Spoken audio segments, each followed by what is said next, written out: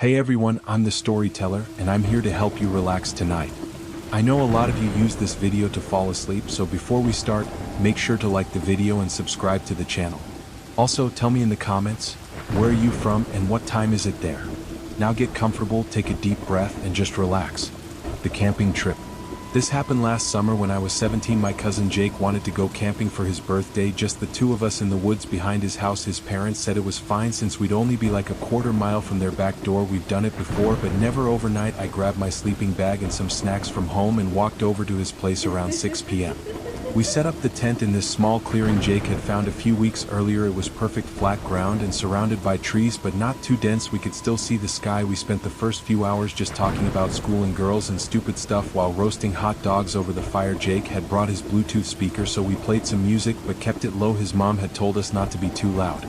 Around 10 p.m. we decided to explore a bit with our flashlights. Jake said he knew about this old hunting cabin deeper in the woods that his grandpa used to use back in the day. We figured why not check it out. It would only take like 20 minutes to walk there. The path was pretty clear at first, but then it got harder to follow. We had to push through some thick bushes and step over fallen trees. When we finally found the cabin, it was smaller than I expected, maybe 10 feet by 10 feet with one window and a door that was barely hanging on its hinges. Jake pushed the door open and we looked inside with our flashlights. There was an old metal cot in the corner and some empty beer cans on the floor. Nothing too interesting, but then I noticed something weird. There were fresh footprints in the dust, like someone had been there recently. Jake said I was being paranoid, probably just some other kids exploring like us, but I couldn't shake the feeling. We walked back to our tent and tried to forget about it. We got in our sleeping bags and Jake fell asleep pretty quick, but I stayed awake listening to the sounds of the woods. Every crack of a branch made me jump, every rustle in the leaves made my heart beat faster. It was probably around midnight when I heard it, footsteps crunching on leaves getting closer to our tent. I held my breath hoping I was just imagining things, but then I heard breathing, heavy breathing right outside the tent wall. I reached over and shook Jake awake, putting my hand over his mouth so he wouldn't make noise. His eyes went wide when he heard it too. The footsteps circled our tent slowly, like whoever it was examining it. We could see a shadow through the tent fabric when they passed between us and the dying fire. Jake grabbed his phone, but I shook my head. No light would give away that we were awake. The person stopped at the front of the tent where the zipper was. We heard the zipper start to move just a tiny bit. I grabbed the hammer Jake had brought for the tent stakes and held it tight. The zipper stopped moving and the footsteps started backing away. We waited, listening as they got farther and farther away. After what felt like forever, Jake whispered, "We need to get out of here. We need to run to my house." But I was too scared to leave the tent. What if they were waiting for us out there? We argued in whispers for a few minutes before we heard something that made our blood run cold. Laughing, deep laughing coming from multiple directions. It wasn't just one person, there were at least 3 or 4 people out there surrounding us. Jake started texting his dad, telling him to call the police and come get us. His dad texted back that he was on his way with a gun, told us to stay quiet and stay in the tent. Those were the longest 15 minutes of my life. We heard the people moving around us, talking in low voices, but we couldn't make out what they were saying. At one point someone kicked our tent and laughed when we jumped. Then we heard Jake's dad yelling from the direction of the house. The voices around us went quiet and we heard them running away through the woods. Jake's dad reached us with a flashlight and his shotgun. We grabbed our stuff and ran back to the house with him. The police came and searched the woods but didn't find anyone. The next day Jake's dad went back to get the tent in daylight. He found something we hadn't seen in the dark, messages carved into the trees around our campsite, fresh carvings that said things like "We're watching and come back soon." The police took photos but said there wasn't much they could do. Jake and I never went camping in those woods again. His parents even put up motion sensor lights all around their backyard. I still have nightmares about that breathing outside the tent, and sometimes I wonder what would have happened if we had unzipped that tent to run. Would we have made it to the house, or were they hoping we'd do exactly that? The babysitting job. I was 16 and needed money for a car, so I started babysitting for people in my neighborhood. This one family, the Johnsons, had twin boys age 7 and they paid really well, $20 an hour, which was amazing for just watching kids play video games and making sure they brushed their teeth. I'd been babysitting for them for about 2 months when this happened. It was a Friday night in October and the parents were going to some fancy work party. They said they'd be home by 1 a.m. at the latest. The boys, Tyler and Dylan, were actually pretty easy to watch. They mostly just played Minecraft together and didn't fight much. I made them mac and cheese for dinner and we watched a Marvel movie. Then at 9 p.m. I sent them upstairs to get ready for bed. The house was big, 2 stories with a finished basement. The parents' bedroom was on the first floor and the kids' rooms were upstairs along with a guest room and bathroom. The basement had a family room and storage area. I was supposed to sleep in the guest room after the kids went to bed, but I usually just stayed on the couch watching Netflix. Around 10 p.m. after checking that the boys were asleep, I settled in on the couch with my phone and some leftover Halloween candy. The house was quiet except for the TV and the dishwasher running in the kitchen. I was watching some dumb reality show when I heard a door close upstairs. I figured one of the boys had gotten up to use the bathroom. But then I heard footsteps in the hallway above me, slow, heavy footsteps that didn't sound like a 7-year-old. I muted the TV and listened. The footsteps went from one end of the hallway to the other, then stopped. I waited a few minutes, then went upstairs to check on the boys. Both of them were sound asleep in their beds. Tyler was even snoring. I checked the bathroom and guest room, but everything looked normal. I figured maybe the house was just settling or something. Old houses make weird noises, right? I went back downstairs, but I couldn't focus on the TV anymore. I kept the volume low and listened for any more sounds. About 30 minutes later I heard it again, footsteps upstairs, but this time they were faster, like someone was walking with purpose. I grabbed my phone and crept up the stairs again. The hallway was dark except for a night light the boys insisted on having. I could see their doors were still closed, but the guest room door was open. I knew I had closed it earlier. My heart was pounding as I walked to the guest room and looked inside. The window was open, cold air coming and making the curtains move. I know for sure the window had been closed. I ran to check on the boys again, still asleep. Then I closed and locked the window. My hands were shaking so bad I could barely turn the lock. I thought about calling the parents, but I didn't want to ruin their night. If I was just being paranoid, maybe I had left the window open and forgot, or maybe one of the boys had opened it earlier. I decided to take them downstairs with me. I woke them up and told them we were having a special movie night sleepover in the living room. They were confused but excited. We made a fort out of couch cushions and blankets, and I put on another movie. I kept my phone in my hand ready to call 911 if I needed to. The boys fell asleep pretty quick in the fort, but I stayed wide awake watching the stairs and listening for any sounds. Around 11:30 I heard the basement door creak open. It was just a tiny sound, but I knew that door had been locked. I always checked all the doors when I babysat. The Johnsons had told me to. I grabbed a knife from the kitchen and stood between the boys and the basement door. My whole body was shaking. I heard footsteps coming up the basement stairs, slow and careful, like they were trying to be quiet. I dialed 911 but didn't hit call yet. I whispered to the boys to wake up, told them we were going to play a game where we had to be super quiet and run to the neighbor's house. They could tell I was scared and they got scared too. The footsteps reached the top of the stairs and stopped. We could see the doorknob turning back and forth like someone was testing if it was locked. It was, thank God. Then nothing, no more sounds. I counted to 100 in my head, then grabbed the boys' hands and we ran out the front door to the neighbor's house. The neighbor, Mr. Chin, called the police while his wife made hot chocolate for the boys, trying to calm them down. The cops searched the whole house and found that someone had broken in through a basement window. They had been in the house with us the whole time, probably hiding when they heard me coming to check on noises. They found muddy footprints in the guest room and basement, and the guest room closet had been disturbed, like someone had been looking through it. The police said whoever it was probably left through the basement when they heard us leave. Nothing was stolen, but the thought of someone being in that house with us watching us still makes me sick. The Johnsons got a security system after that and cameras everywhere. They asked me to keep babysitting, said they'd understand if I didn't want to, but I needed the money, so I did. But I never felt safe in that house again. Every little noise made me jump, and I always kept the boys close to me. I stopped babysitting for them a few months later when I got a job at the mall. I still drive past that house sometimes, and I always remember that night, the feeling of being watched, the footsteps above me, the doorknob turning. It made me realize how vulnerable we are when we think we're safe inside a locked house. Locks only work if they can't find another way in. The night shift. When I turned 18, I got a job at this 24-hour gas station on the edge of town. The pay wasn't great, but they were desperate for someone to work the overnight shift, 11 p.m. to 7 a.m., and I needed money for college. The manager, Dave, said it was an easy job, just ring up customers' stock shelves and clean. He said hardly anyone came in after 2 a.m. My first few weeks were fine, actually kind of boring. I'd have maybe 10 customers all night, mostly truckers getting coffee and snacks or people getting gas. The station was right off the highway but surrounded by woods and empty fields. The nearest house was like half a mile away. It felt isolated, but I liked the quiet time to read or mess around on my phone. This happened on a Thursday night in November. It had been raining all day and the temperature dropped after sunset, making everything foggy. I got to work at 10:45 and Dave left by 11:15 after showing me what needed to be done that night. Restocked the candy aisle, mopped the floors and cleaned the bathroom. Just busy work really. The first few hours were normal. I had a couple customers buying beer and cigarettes, one guy who bought 5 energy drinks and looked like he hadn't slept in days, and a nice old lady who bought cat food and lottery tickets. By 1 a.m. the fog had gotten so thick I could barely see the gas pumps from inside the store. I was mopping the floor when a beat-up white van pulled up to pump 3. I watched through the window as a guy got out, but he didn't start pumping gas. He just stood there looking at the store. I couldn't see his face clearly through the fog, but something about how still he was standing creeped me out. After like 2 minutes he got back in the van and drove off without buying anything. Weird, but whatever, maybe he realized he had enough gas or forgot his wallet. I went back to mopping but kept glancing outside. About 20 minutes later, the same van pulled up again, this time at pump 1 closer to the store door. The same guy got out, and this time he walked toward the store but stopped halfway, turned around and went back to his van and left again.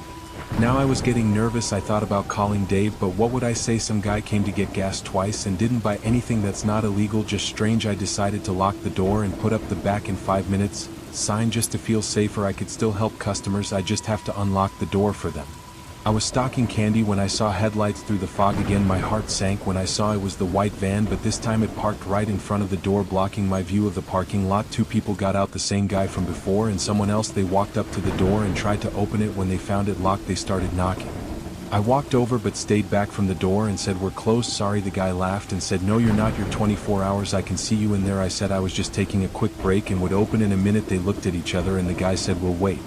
They didn't go back to their van. They stood right outside the door. I could see them through the glass talking to each other, but I couldn't hear what they were saying. I pretended to be doing stuff behind the counter, but I was really trying to figure out what to do. I couldn't stay locked in forever, and my car was parked on the side of the building, too far to run to. After about 5 minutes they started knocking again, harder this time. I grabbed my phone and dialed 911 but didn't hit call yet. I walked to the door and said, "I'm sorry, but I can't open right now. There's been a problem with the register." The guy pressed his face against the glass and said, "Just open the door, we need to talk to you." That's when I saw the third person walking around the side of the building heading toward the back where the employee entrance was. I hit call on 911 and told the operator I was alone at the gas station and people were trying to get in. She said officers were on the way. "Stay inside and stay on the line." The 2 at the front door must have heard me on the phone because they ran back to the van. The third person came running from behind the building and jumped in too. They peeled out of the parking lot so fast the tires squealed. I gave the operator the van's license plate number, at least what I could remember of it. The cops showed up about 10 minutes later, 2 cars with lights flashing. They searched around the building and found that someone had been trying to pry open the back door with something. There were marks all around the lock. They stayed with me for about an hour taking my statement and looking at the security camera footage. The cameras caught the van and the people, but the quality wasn't great because of the fog. They said they'd increase patrols in the area and told me I did the right thing by calling them. They also called Dave and told him he needed to have at least 2 people working overnight shifts. Dave showed up even though it was 3 a.m. and stayed with me the rest of my shift. He was pretty shaken up and kept apologizing, said nothing like that had ever happened before. He gave me the next few nights off, and when I came back there was always another employee working with me. About a week later, one of the cops came by during my shift and told me they found the van abandoned in another state. The plates were stolen and they never figured out who those people were or what they wanted, but he said I was lucky I kept that door locked. Said there had been robberies at other gas stations where they worked in groups like that, one person distracting while others came in the back. I kept working there for another 6 months until I left for college, but I never forgot that night, the way that guy pressed his face against the glass, the sound of them trying to get in the back door, knowing I was completely alone and far from help. It changed how I see the world now. I always pay attention to my surroundings, always have an exit plan, and I never ignore my gut feeling when something seems wrong. Those 3 experiences might sound crazy or made up, but they all really happened, and they all taught me the same thing: we're never as safe as we think we are. There's always someone out there looking for an opportunity, waiting for us to let our guard down. I don't live in fear, but I'm careful now. I lock my doors, I stay aware, and I trust my instincts, because sometimes that uncomfortable feeling you get is your brain trying to save your life. The house party. I'm 28 now, but I still remember this like it happened last week. I was 16 and my friend Sarah was throwing a party while her parents were out of town for their anniversary. It was supposed to be small, just like 15 people from our school, but you know how high school parties go, word spread, and by 10 p.m. there were probably 40 kids at her house. Sarah lived in this big house at the end of a dead-end street. The nearest neighbor was pretty far away, which is why she thought it would be perfect for a party. I got there around 8 with my best friend Emma. We were excited because we usually never got invited to the cool parties, but Sarah was in our chemistry class and we'd been getting closer that semester. Everything started out normal. People were dancing in the living room, some kids were playing beer pong in the basement, others were just hanging out in the backyard around the fire pit. Sarah was trying to be a good host, but she was clearly stressed about how many people had shown up. She kept saying her parents would kill her if anything got broken. Around 11 p.m. I was in the kitchen getting a soda when this older guy walked in. I'd never seen him before. He looked like he was maybe 20 or 21, definitely not from our school. He smiled at me and asked if I knew where Sarah was. I pointed to the living room, but something about him made me uncomfortable. He was too friendly, too interested in talking to me. I found Emma and told her about the weird guy. She said she'd seen a few people she didn't recognize but figured they were from the community college or something. We decided to stick together for the rest of the night. Just to be safe, we went out to the backyard where it was less crowded and sat by the fire pit with some kids from our English class. Maybe 30 minutes later we heard shouting from inside the house, then the music cut off. Emma and I ran inside to see what was happening. There was a crowd in the living room, and in the middle Sarah was yelling at 3 guys to get out of her house. They were all older, definitely not high school kids, and one of them was the guy from the kitchen.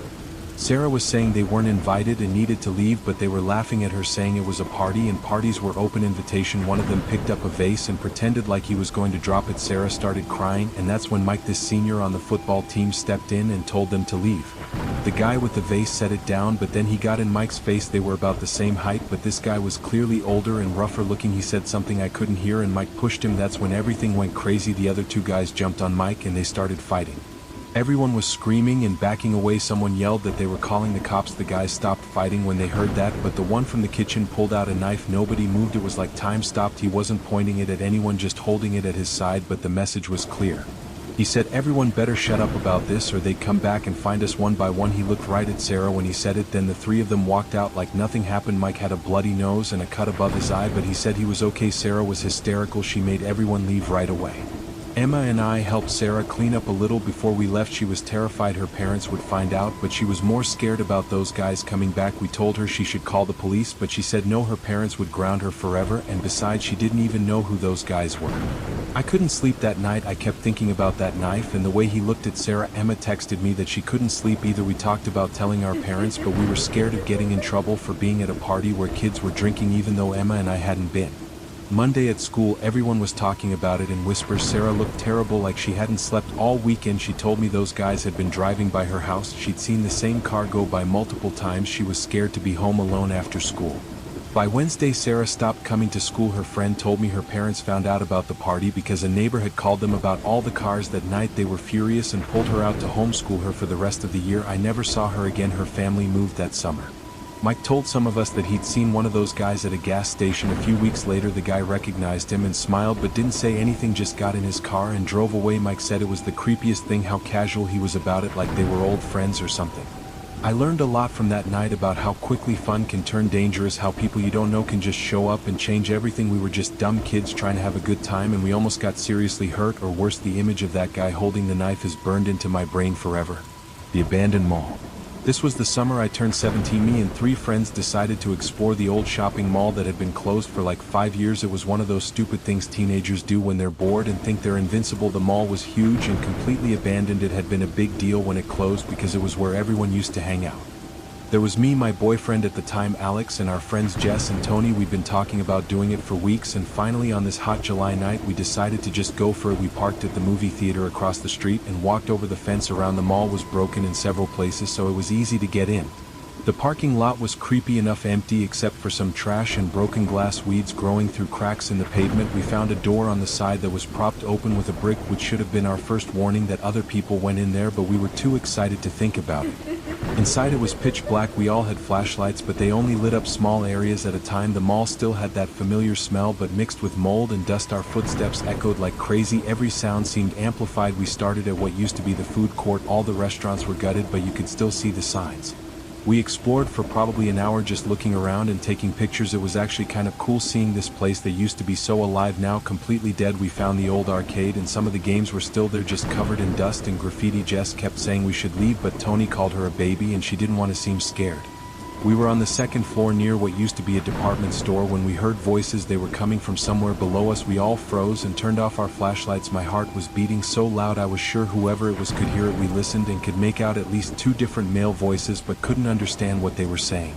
Alex whispered that we should go back the way we came, but Tony wanted to see who it was. He said maybe it was just other kids exploring like us. I thought that was a terrible idea, but I didn't want to split up, so we all slowly made our way to the railing to look down at the first floor.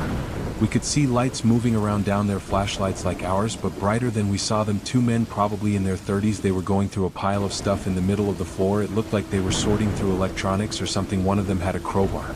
We watched for a minute until one of them suddenly looked up right at us. I don't know how he saw us in the dark, but he did. He said something to the other guy and they both started running toward the escalator. That's when we ran faster than I've ever run in my life, back the way we came.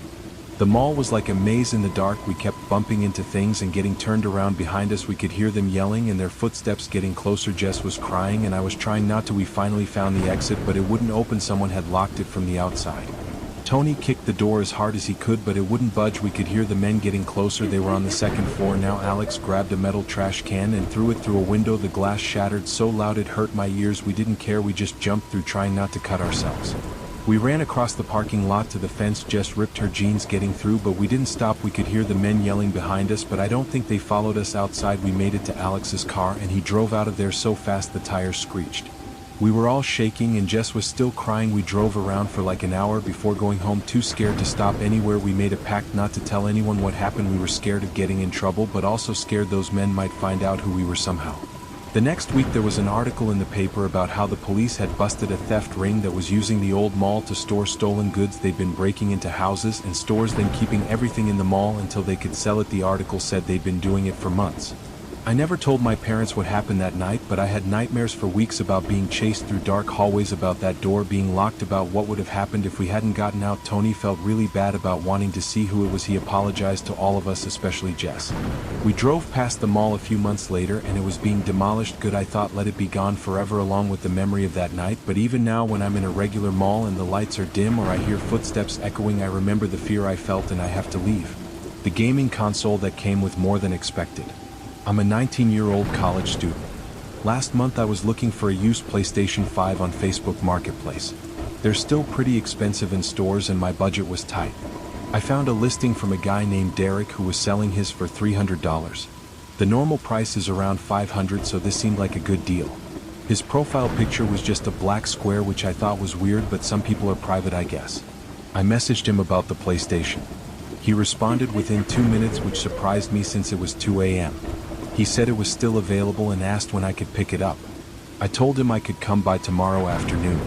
He sent me his address right away. It was about 20 minutes from my dorm. Then he sent another message asking if I was coming alone.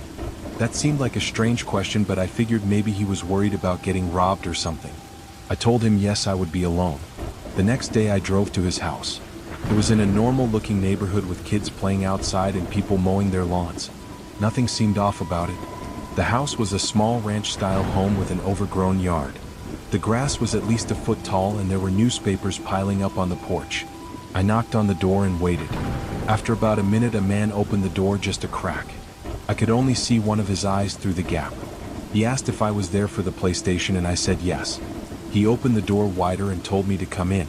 The inside of the house was dark. All the curtains were closed and there were no lights on. It smelled musty, like nobody had opened a window in months. He led me to the living room where I saw the PlayStation sitting on a coffee table. But that's when I noticed something weird. There were at least 15 other gaming consoles scattered around the room. Xbox Series X, Nintendo Switch, older PlayStations, even some retro systems. They were just lying on the floor and on shelves. Some still had price stickers on them. I asked him if he was a collector and he just stared at me for a few seconds before saying no. He told me these were all for sale if I was interested. I said I just wanted the PlayStation 5. He picked it up and handed it to me. I noticed his hands were shaking. I gave him the $300 and he counted it 3 times before putting it in his pocket. Then he asked me a question that made my skin crawl. He asked if I lived alone. I lied and said I lived with 3 roommates. He nodded slowly and then asked what dorm I lived in. I made up a dorm name on the spot. I just wanted to get out of there. As I was leaving, I noticed something else. There was a door at the end of the hallway with at least 5 locks on it. Not just a deadbolt, but actual padlocks attached to the door. And I could hear something coming from behind that door. It sounded like scratching.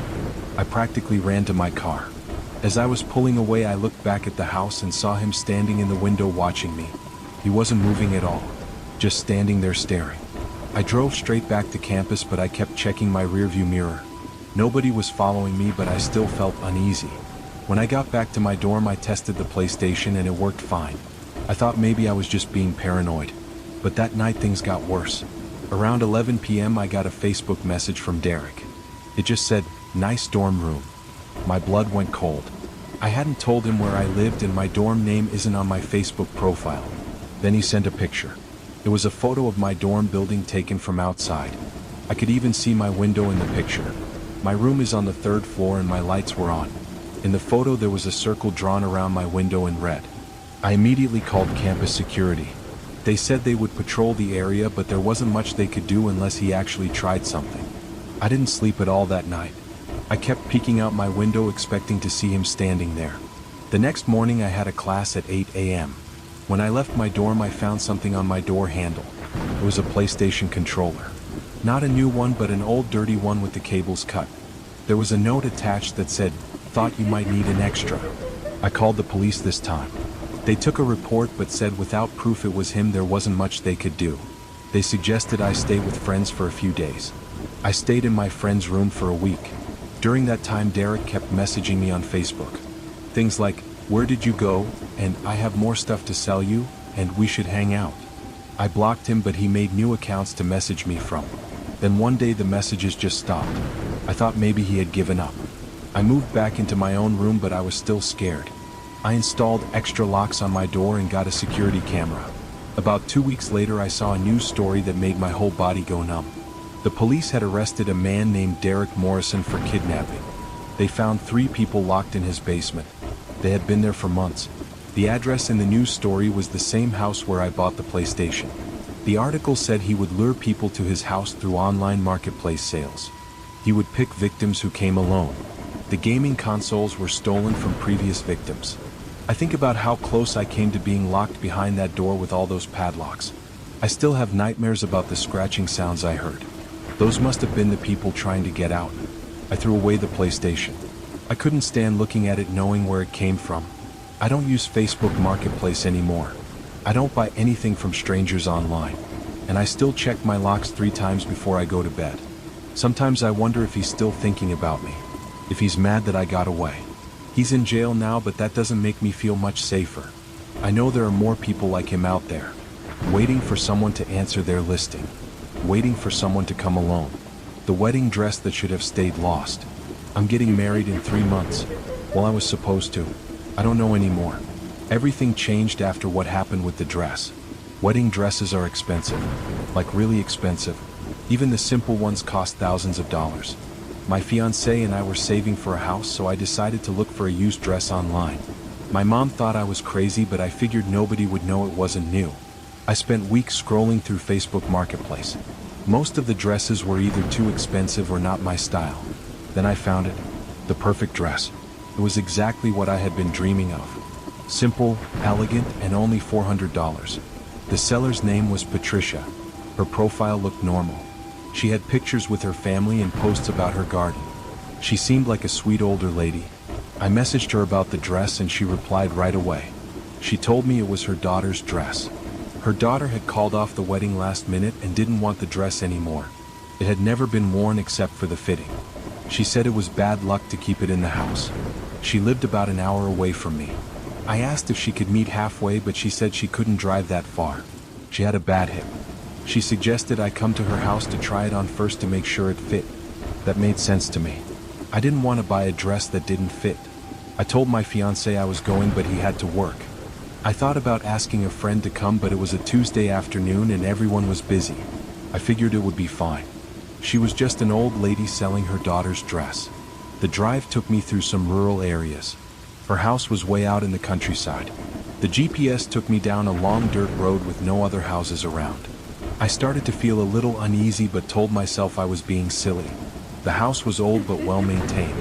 There were flowers in the garden and wind chimes on the porch. It looked like a grandmother's house. Patricia answered the door and she looked exactly like her photos. Gray hair, glasses, warm smile. She invited me in for tea. The inside of the house was what you'd expect. Doilies on the furniture, cat figurines everywhere, the smell of potpourri. She led me to the living room where the dress was hanging on a mannequin. It was even more beautiful in person. The beadwork was intricate and the fabric felt expensive. I couldn't believe she was only asking $400 for it. She told me to try it on in the bathroom down the hall. The bathroom was small and the door didn't lock properly. I struggled to get into the dress by myself but managed after a few minutes. It fit perfectly, like it was made for me. I looked at myself in the mirror and almost started crying. It was exactly what I wanted. I came out to show Patricia and she clasped her hands together. She said I looked just like her daughter. Then she said something odd. She said her daughter would be so happy to see someone else wearing it. I thought she meant it in a nice way. Like her daughter would be glad the dress was getting used. But the way she said it gave me goosebumps. I told her I would take it and went back to the bathroom to change. As I was taking off the dress, I heard Patricia talking to someone. I couldn't make out the words, but it sounded like she was having a conversation. I figured maybe someone else was home. When I came out, Patricia was alone in the living room. I asked if someone was here and she looked confused. She said no, it was just us. Then I noticed something that made my heart skip. There were photos all over the mantel. All of them were of the same young woman. She was beautiful with long brown hair and a bright smile. In one of the photos, she was wearing the wedding dress, the same one I just tried on. I commented on how pretty her daughter was. Patricia's face changed. She looked sad and said yes, she was very pretty. Then she used the past tense. She said she was beautiful. I felt terrible. I realized her daughter must have passed away. That's why she was selling the dress. I apologized for bringing it up, but Patricia just smiled sadly and said it was okay. I paid for the dress and Patricia wrapped it up carefully in plastic. As she handed it to me, she held on to it for a moment. She looked me in the eyes and said to take good care of it. She said her daughter loved that dress more than anything. I promised I would and left. The drive home felt longer than the drive there. I kept thinking about Patricia alone in that house with all those photos. It was so sad. When I got home, I hung the dress in my closet. My fiancé asked to see it, but I told him it was bad luck. He laughed and said I was being superstitious. I didn't tell him about Patricia's daughter. It felt too personal. That night I had trouble sleeping. I kept thinking about the dress hanging in my closet. Around 3 a.m. I heard something that made me sit up in bed. It sounded like rustling fabric, like someone moving around in my closet. I woke up my fiancé, but he didn't hear anything. He said it was probably just the cat. We don't have a cat. He went back to sleep, but I stayed awake listening. The sound had stopped, but I still felt uneasy. The next morning I opened my closet to check on the dress. It was fine, but it looked different somehow, like someone had been touching it. The plastic was wrinkled in places I didn't remember wrinkling it. I told myself I was being paranoid. I was just stressed about the wedding. But then I found something that changed everything. There was a small pocket hidden in the dress that I hadn't noticed before. Inside was a folded piece of paper. There was a newspaper clipping. The headline read, "Local woman dies in car accident night before wedding." The article was about Patricia's daughter. Her name was Sarah. She had been driving to her rehearsal dinner when another car ran a red light. She died instantly. She was wearing her wedding dress when it happened. She wanted to surprise everyone by wearing it to the dinner. I dropped the article and stepped back from the dress. It had been worn. Patricia lied to me. Her daughter died in this dress. The dress I was planning to wear to my own wedding. I wanted to return it immediately, but I felt bad for Patricia. She was grieving. Maybe she couldn't bear to tell people the truth about the dress. I decided to keep it but not wear it. I would buy a different dress. But things got worse. That night I woke up to find my closet door open. I knew I had closed it before bed. The dress was visible in the moonlight. It looked like it was glowing. And I swear I could smell perfume. A floral scent that wasn't mine. The next few nights were the same. Closet door opening on its own. Strange smells. Rustling sounds. My fiancé said I was having wedding stress nightmares, but I knew what I was experiencing was real. Then I started seeing her. It was just glimpses at first. A figure in white in my peripheral vision. A woman in my mirror when I walked past. Always just for a second. Always in the wedding dress. I researched Sarah online. I found her obituary and her Facebook page. Her friends had left hundreds of messages about how much they missed her. How excited she had been about her wedding. How she had talked about her dress constantly. One comment stood out. Her maid of honor wrote about how Sarah had said she would die before letting anyone else wear her dress. It was supposed to be a joke about how much she loved it, but reading it made me feel sick. I couldn't take it anymore. I called Patricia and told her I needed to return the dress. She sounded panicked. She begged me to keep it. She said Sarah wanted me to have it. She said Sarah had chosen me. I hung up on her and decided to drive back to her house the next day. I didn't care about the money. I just wanted the dress gone. But when I went to get the dress from my closet, it wasn't there. I searched everywhere. Under the bed, in other closets, in the laundry room. It was gone. My fiancé swore he didn't move it. That night I found it. It was hanging on the back of my bedroom door. On a hanger. Perfectly arranged. Like someone had placed it there for me to see when I woke up. I grabbed the dress and threw it in a garbage bag. I drove to a dumpster behind a grocery store and threw it in. I watched the garbage truck pick it up the next morning. I thought it was over. It wasn't. 3 days later I came home from work to find a package on my doorstep. No shipping label. No return address. Just a large box. Inside was the dress. Clean and pressed and perfect. Like it had never been in a dumpster. I burned it. I took it to my backyard and doused it in lighter fluid and watched it burn. The smoke smelled like that floral perfume. As the dress burned, I heard something that sounded like screaming. High-pitched and angry. My neighbors must have heard it too because several came outside to look. The dress was gone. Nothing left but ashes. I spread them in different trash cans around town. I thought surely that was the end. This morning I woke up to try on my new dress. The one I bought from an actual store. When I opened the box, my heart stopped. It was Sarah's dress. Perfect and white and waiting for me. I've called off my wedding. My fiancé thinks I've lost my mind. Maybe I have. All I know is I can't get married. Not while she's still here. Not while she's still watching. Patricia won't answer my calls anymore. I drove by her house yesterday, but it was empty. For sale sign in the yard. Neighbors said she moved away suddenly. Left in the middle of the night. The dress is still in my apartment. I've stopped trying to get rid of it. Every morning it's somewhere new. Hanging in my kitchen. Laid out on my couch. Once I found it on my bed, arranged like someone was sleeping in it. I've started seeing Sarah more clearly now. She stands at the foot of my bed at night. She sits in my living room during the day. Always in the dress. Always watching me. Sometimes she smiles. Sometimes she looks angry. I think she's waiting for something. Maybe for me to wear the dress. Maybe for me to join her. I don't know. All I know is I can't live like this much longer. If you're reading this and thinking about buying a used wedding dress, please be careful. Ask questions. Ask why they're selling it. Ask if it's really never been worn. And if an old woman named Patricia offers you a beautiful dress for a price that seems too good to be true, run. Run and don't look back. Because some dresses come with more than just memories. Some come with the bride still attached. The baby furniture that hid a dark secret. My wife was 8 months pregnant with our first baby.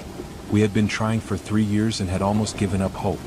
When we finally got that positive test, we both cried for an hour. We wanted everything to be perfect for our little girl. The nursery was painted soft pink with clouds on the ceiling. We had picked out the name Emma. My wife had already bought dozens of tiny outfits. But we still needed furniture. Baby furniture is more expensive than I expected. A crib alone can cost $500 to $1,000. Add in a changing table, dresser, and rocking chair and you're looking at thousands. We had already spent so much on medical bills from the fertility treatments. My wife found a listing on Facebook Marketplace. A woman named Carol was selling a complete nursery set. Crib, changing table, dresser, rocking chair, even a toy box. All matching white furniture with pink flowers painted on it. She was asking $600 for everything. The pictures looked perfect. The furniture seemed almost new. Carol said she was moving to a smaller house and didn't have room for it anymore. Her kids were grown now. My wife messaged her immediately. Carol responded within an hour. She seemed friendly and normal. She said several people were interested, but we could come see it that evening if we wanted. She lived about 45 minutes away. My wife was too excited to wait. She wanted to go right away. I had a bad day at work and almost said we should wait until the weekend. But seeing how happy she was, I agreed to go. The drive was mostly highway, then some back roads. Carol lived in an older subdivision. The houses were nice but looked like they were built in the 70s. Her house was at the end of a cul-de-sac. When we pulled up, I noticed all the lights were off except for the porch light. It was only 7 p.m., so it seemed odd. The yard was neat, but there were no decorations or anything that made it look lived in. Carol answered the door quickly. She was probably in her 50s with short gray hair and a tired face. She smiled, but it didn't reach her eyes. She invited us in and led us straight to a bedroom down the hall. The furniture was even more beautiful in person. My wife ran her hands over the crib rails and sat in the rocking chair. She was already in love with it. I checked the construction and everything seemed solid and well made. Carol stood in the doorway watching us. She didn't say much. When my wife asked about her kids, Carol just said they didn't visit much anymore. There was something sad about the way she said it. I noticed there were no photos on the walls. Usually people have family photos everywhere, but this house felt empty. The bedroom we were in was completely bare except for the furniture. No decorations, no curtains, nothing. My wife didn't seem to notice. She was too excited about the furniture. She asked Carol why she was selling it for so cheap. Carol paused for a long moment before answering. She said it had been her daughter's. Her daughter didn't need it anymore. The way she said it made me uncomfortable, but my wife was already pulling out her wallet. As I was loading the crib into our truck, I asked Carol how old her daughter was now. She looked at me with the strangest expression and said she would have been 5. Would have been. Past tense. I felt a chill run down my spine, but I didn't say anything to my wife. She was so happy. She talked about the furniture the whole drive home. How perfect it was. How it was meant to be. We spent the next day setting everything up. The nursery looked like something from a magazine. My wife kept going in there just to look at it. She would sit in the rocking chair and rub her belly and talk to Emma. That night I couldn't sleep. I kept thinking about what Carol had said. Would have been 5. I got up and did something I probably shouldn't have. I searched for Carol's address online along with words like child and death. I found it. A news article from 4 years ago. Local child dies in tragic accident. The article said a 14-month-old girl named Lily had died in that house. In that bedroom. In that crib. She had somehow gotten tangled in the crib bumper during a nap. By the time her mother found her, it was too late. The mother was Carol.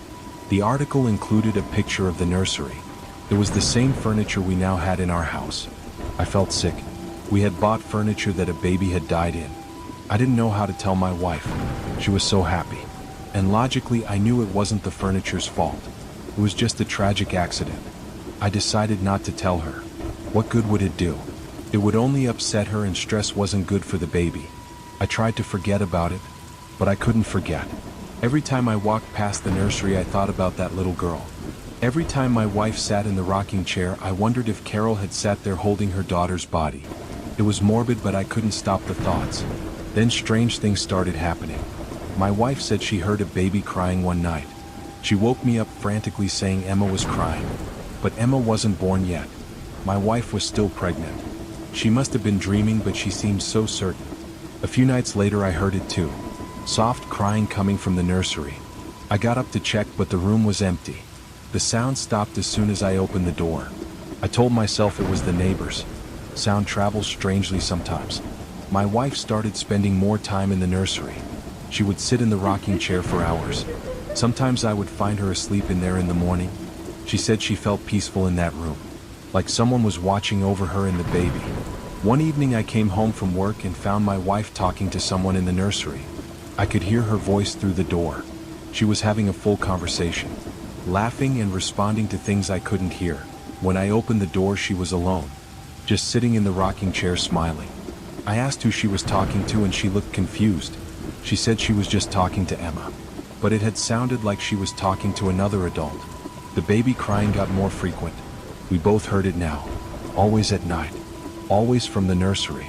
My wife thought it was sweet. She said it was Lily's spirit protecting Emma. She had figured out about Lily on her own. Instead of being disturbed, she was comforted. She said Lily was making sure nothing bad would happen to Emma. She even started leaving toys in the crib for Lily to play with. In the morning, the toys would be in different positions. I wanted to get rid of the furniture, but my wife refused. She said Lily needed us, that she had been alone for so long, that Carol had abandoned her by selling her furniture. My wife was becoming obsessed. 2 weeks before her due date, my wife went into labor. It was sudden and scary. I rushed her to the hospital. Emma was born healthy but small. She had to stay in the NICU for a few days. My wife was devastated that she couldn't bring Emma home right away. She kept saying Lily was waiting for her, that Lily needed a friend. The nurses looked concerned when she talked like that. The night before Emma was supposed to come home, I went to the nursery to make sure everything was ready. What I saw made my blood freeze. There was a child in the crib, not Emma. She was still at the hospital. This was a toddler, maybe 14 months old. She had dark hair and was wearing a pink sleeper. She was sitting up playing with the toys my wife had left. I blinked and she was gone. The toys were scattered in the crib, but there was no child. I told myself I was seeing things. I was stressed and tired, and my mind was playing tricks. But I knew what I had seen. I had seen Lily. I called Carol. I didn't care that it was late. She answered on the first ring like she had been waiting. I told her we needed to return the furniture. I told her about the crying and the toys moving and what I had just seen. She was quiet for a long moment. Then she said something that chilled me to my core. "She won't let you."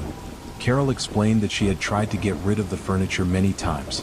Donated it, threw it away, even tried to burn it. It always came back. Always ended up back in that room. Lily wouldn't let it go. She said Lily didn't mean any harm. She was just lonely. She just wanted a friend. Carol had moved houses trying to escape, but Lily followed the furniture. That's why she had tried to sell it. She hoped Lily would attach to a new family. I hung up on her. This was insane. Ghosts weren't real. Furniture couldn't be haunted. But even as I thought it, I knew it was true. I had seen her.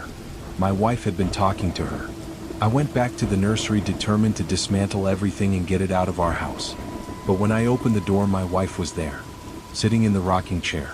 At 2 a.m., while she was supposed to be in the hospital.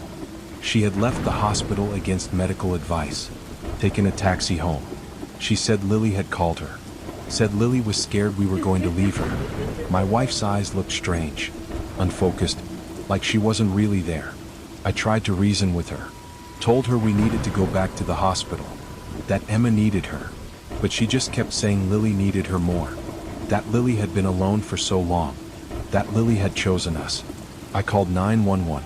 I told them my wife was having some kind of breakdown. That she had just given birth and left the hospital. They sent an ambulance and the police.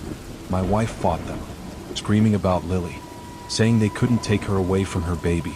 But Emma was still at the hospital. She was talking about Lily. The police had to restrain her. They took her for psychiatric evaluation. The doctors said it was postpartum psychosis brought on by stress. They sedated her and said she would need to stay for observation. I went home alone. The house felt wrong. Too quiet, but also like something was watching me. I avoided the nursery. I slept on the couch. I couldn't bear to be near that room. The next day I brought Emma home, alone. My wife was still in the psychiatric ward. I had to figure out how to care for a newborn by myself. I set up a bassinet in our bedroom. I wasn't putting her in that nursery. But Emma wouldn't stop crying. She cried all day and all night. Nothing helped. Feeding, changing, rocking, nothing worked. The only time she stopped was when I carried her past the nursery. Then she would go quiet and turn her head toward the door. After 3 days of no sleep, I broke down. I took Emma into the nursery. The second we entered the room, she stopped crying. She seemed to be looking at something I couldn't see. Then she smiled. A real smile. Newborns aren't supposed to smile like that. I put her in the crib just for a moment, just to see what would happen. She immediately fell asleep, peaceful and content, like she was finally where she belonged. I sat in the rocking chair watching her sleep. That's when I felt it, a small hand on my shoulder, cold and gentle. I turned, but no one was there. But I could feel the presence. Lily was there, watching Emma sleep, protecting her. I should have been terrified, but I wasn't. I understood now. Lily wasn't evil. She was just a baby who had been taken too soon. She was lonely. She wanted a sister, someone to watch over. When my wife came home a week later, she found us in the nursery. Emma in the crib and me in the rocking chair. We had been there all night. It was the only place Emma would sleep. My wife smiled when she saw us. A real smile this time, clear-eyed and present. She said she understood now. We were Lily's family now, all of us, and Lily was ours. We've accepted it. What else can we do? Emma won't sleep anywhere but that crib. She cries unless she's in the nursery. And sometimes when I check on her at night, I see 2 children in the crib, Emma and another little girl, playing together, smiling. Carol called last week, asked how we were doing. I told her the truth, that Lily was part of our family now. She cried, said that's all she ever wanted, for someone to love Lily again. So if you see baby furniture for sale online, be careful. Ask questions. Ask why they're selling. Look for the signs. Because sometimes you're not just buying furniture. Sometimes you're adopting a ghost. And once they choose you, there's no giving them back. We've made our peace with it. Emma is happy. She sleeps through the night. She rarely cries. And sometimes I swear I can hear 2 babies laughing in that nursery. 2 sisters playing together. My wife is pregnant again. Another girl. We're going to name her Lily. It only seems right. The Discord server that knew too much. I need to tell someone about what happened when I was 16. It's been 8 years, but I still have nightmares about it. I still check my locks. I still look over my shoulder. Back in 2016, I was a lonely kid. My parents had just divorced and we moved to a new town. I didn't know anyone at my new school. I spent most of my time in my room playing games and scrolling through Discord. One night I got a random invite to a server called Night Owls. The invite message said it was for teens who couldn't sleep. That described me perfectly. I was up until 3 or 4 a.m. every night. I figured why not and joined. The server only had about 20 members. Everyone used anime profile pictures and fake names. That was normal back then. Nobody used their real info online. My username was SleeplessKid99. At first it seemed like a normal server. People talking about games, sharing memes, complaining about school. Everyone was friendly. They welcomed me right away and made me feel included. For a lonely kid, that meant everything. There was one member who stood out. His name was Night Watcher. He was like the unofficial leader. He knew everyone's names and remembered everything people said. When someone was having a bad day, he would DM them to check in. He seemed really caring. After about a week, Night Watcher DM'd me. He said he noticed I was online late every night and asked if everything was okay. I told him about my parents' divorce and the move. He was so understanding. He said he went through the same thing. We started talking every night. He became like an older brother to me. He gave me advice about school and dealing with my parents. He made me feel less alone. I trusted him completely. Then the weird stuff started. One night he asked me what my new school was like. I told him it was boring and described the building a little. Just normal stuff like how the cafeteria food sucked and the gym was old. Nothing specific. The next day he sent me a picture. It was my school, taken from across the street. He said, "Is this it?" I was confused and asked how he knew. He said he just Googled schools in my area based on my description. That seemed weird but possible, I guess. I had mentioned what state I lived in when I joined the server. A few days later we were talking about games. I mentioned I was saving up for a new graphics card. My part-time job at a pizza place didn't pay much. I didn't say the name of the place. The next night he asked how work was at Tony's Pizza. That was where I worked. I had never told him the name. When I asked how he knew, he said I must have mentioned it before. But I knew I hadn't. I started feeling uneasy but told myself I was being paranoid. He was my friend. He was just paying attention when I talked. That's what good friends do, right? Then he started asking more personal questions. What street did I live on? What was my last name? Did I have siblings? I gave vague answers or changed the subject. He would get quiet when I didn't answer, like he was mad. One night I was doing homework and had my camera on for a Zoom study group with classmates. I forgot to close it after. About an hour later, Night Watcher messaged me. "Nice room. I like the Pokemon posters." My blood went cold. I looked at my computer. The Zoom was still open, but I was the only one in it. There was no way he could see my room. I asked what he meant. "Your webcam is on, silly," he said. But it wasn't. The light wasn't on. Zoom showed my camera as off. I covered it with tape immediately and told him it must have been a glitch. He just sent a smiley face. I stopped talking to him as much after that. I would say I had homework or my mom needed me. He would send message after message when I didn't respond, asking if I was mad at him, saying he was worried about me, guilt-tripping me.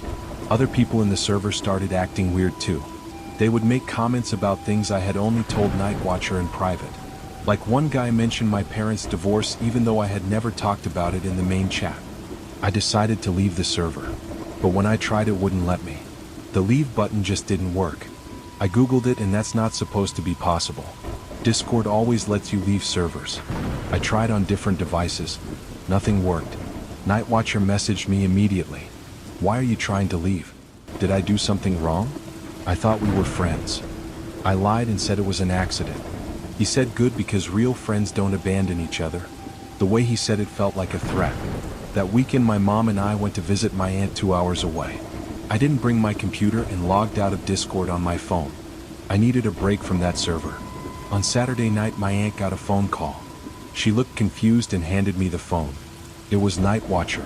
"Hey buddy, you haven't been online." I was worried, so I tracked down your aunt's number. "Just wanted to make sure you're okay." I couldn't speak. How did he know where I was? How did he get my aunt's phone number? I hung up without saying anything. My aunt asked who it was. I said wrong number. He called 3 more times that night. My aunt stopped answering. Then he started texting my phone from different numbers. Dozens of messages, all saying he just wanted to talk, that he was worried, that friends don't ignore each other. I was terrified. I told my mom everything. She called the police, but they said there wasn't much they could do. He hadn't technically threatened me. They suggested I delete my Discord and change my phone number. When we got home Sunday night, there was a package on our doorstep. No shipping label. Inside was a Pokemon plushie, the exact one I had on my shelf. The one he had seen in my room somehow. There was a note. Saw you like Pokemon. Friends give each other gifts, right? NW. We called the police again. They took the package as evidence but said without proof it was from him they couldn't do anything. They increased patrols by our house, but that was it. I deleted Discord completely. Changed my phone number. Made all my social media private. But it didn't stop. I would get friend requests on Instagram from accounts with no pictures. The usernames were always variations of Night Watcher. NW 2016. Watching always. Night Owl forever. Letters started showing up at school for me. Always the same message. I miss talking to you. Come back to the server. Your friend NW. The school increased security, but they never caught who was leaving them. One day I was walking home from school. A car pulled up beside me and rolled down the window. A man maybe in his 30s smiled at me. "Hey sleepless kid," he said. "Night Watcher sent me. He really misses you." I ran. I ran faster than I ever had in my life. The car followed for a bit, then drove off. I couldn't see the license plate. I was crying and shaking when I got home. That was the breaking point. My mom pulled me out of school. We moved again. Different state this time. Changed our names legally. Started over completely. It worked. The messages stopped. The letters stopped. Nobody called my new school. I slowly started to feel safe again. But I never went back online. Not really. I have social media with fake everything. I never joined Discord servers or chat rooms. I don't make online friends. I can't. Last month I googled Night Owl's Discord out of curiosity. I found a news article from 2018. The FBI had busted a group of predators who used Discord to stalk teenagers. They would pick lonely kids and slowly gather information about them. The ringleader was a 35-year-old man who went by Night Watcher online. He had detailed files on dozens of kids. Photos, addresses, family information. He was sentenced to 20 years in prison. Reading that article made me physically sick. I was one of those files. He had been planning something. I don't know what, but I got away before he could do it. I think about the other kids in that server. Were they real or were they all him with different accounts? Did any of them get hurt? I'll never know. If you're reading this and you're a teenager, please be careful online. Not everyone is who they say they are. If someone seems too interested in your personal life, run. If they know things they shouldn't know, run. Don't be polite. Don't worry about hurting feelings. Just run. Trust your gut. If something feels wrong, it probably is. And if you ever get an invite to a Discord server called Night Owls, don't join. Delete it. Block the sender. Some servers are hunting grounds, and you don't want to be the prey. The Instagram account that predicted deaths. I was 17 when I found the account that changed everything. It's been 5 years, but I still can't look at Instagram the same way.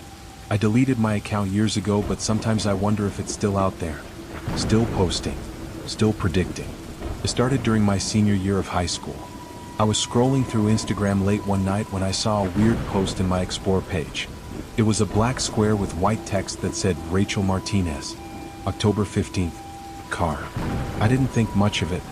Lots of accounts posted cryptic stuff for attention. But something made me click on the profile. The username was at Last Day's Notice. The bio just said, "I see what's coming." Every post was the same format. Black square. White text. A name, a date, and one word. There were hundreds of posts going back months. Sarah Johnson, September 3rd, fall. Michael Chin, August 19th, water. David Brown, July 7th, heart. The comments on each post were wild. People asking what it meant, calling them sick, threatening to report them. But the account never responded to anyone. I screenshotted a few posts and sent them to my friend Tyler. We laughed about how creepy people online could be. He joked that we should check if any of the predictions came true. That's when everything got real. Tyler Googled Sarah Johnson September 3rd accident. The first result was a news article. A 16-year-old girl named Sarah Johnson had died on September 3rd. She fell from a balcony at a party. We checked another one. Michael Chin, August 19th. He drowned at a beach in California on that exact date. David Brown, July 7th. Heart attack during a basketball game. Every single post we checked was real. Every name, every date, every cause of death. They were all true.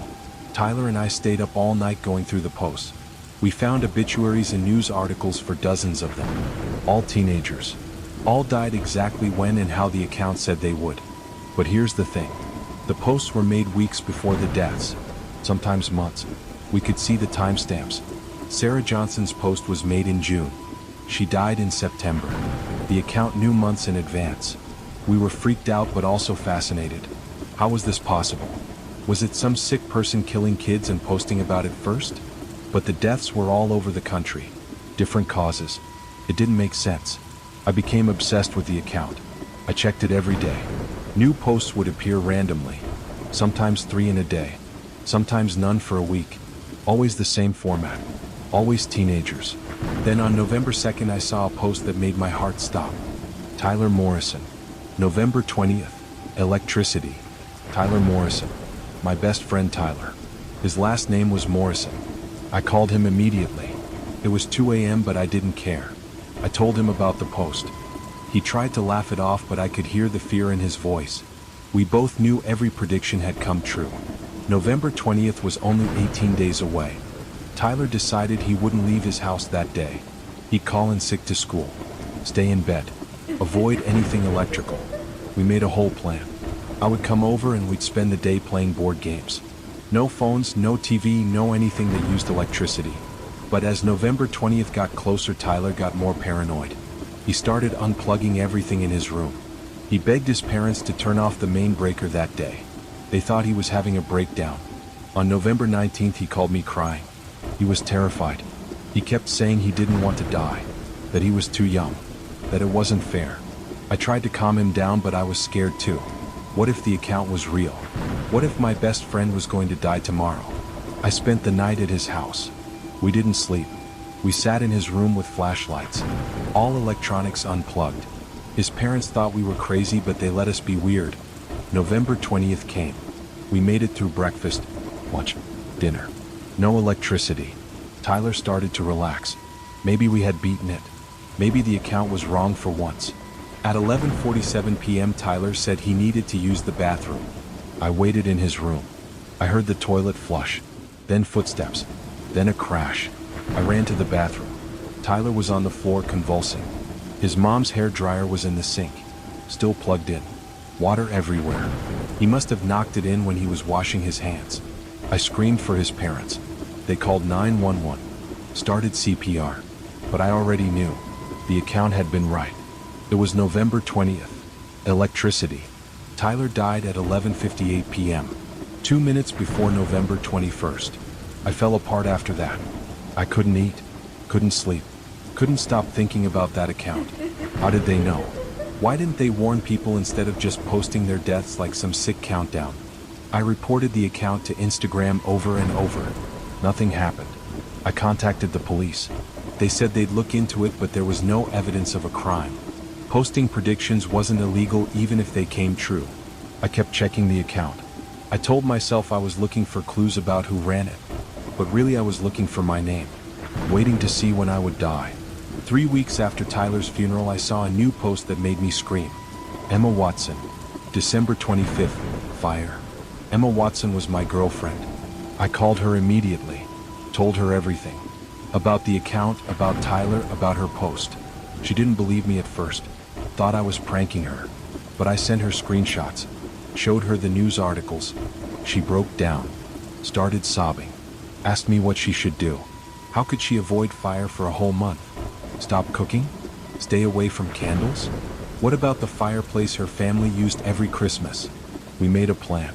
She would spend Christmas with my family. We didn't have a fireplace. We'd order Chinese food, so no cooking. No candles on the tree.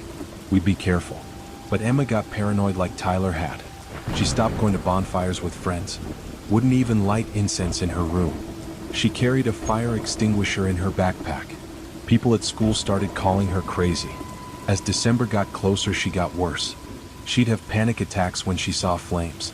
Even birthday candles made her run from the room.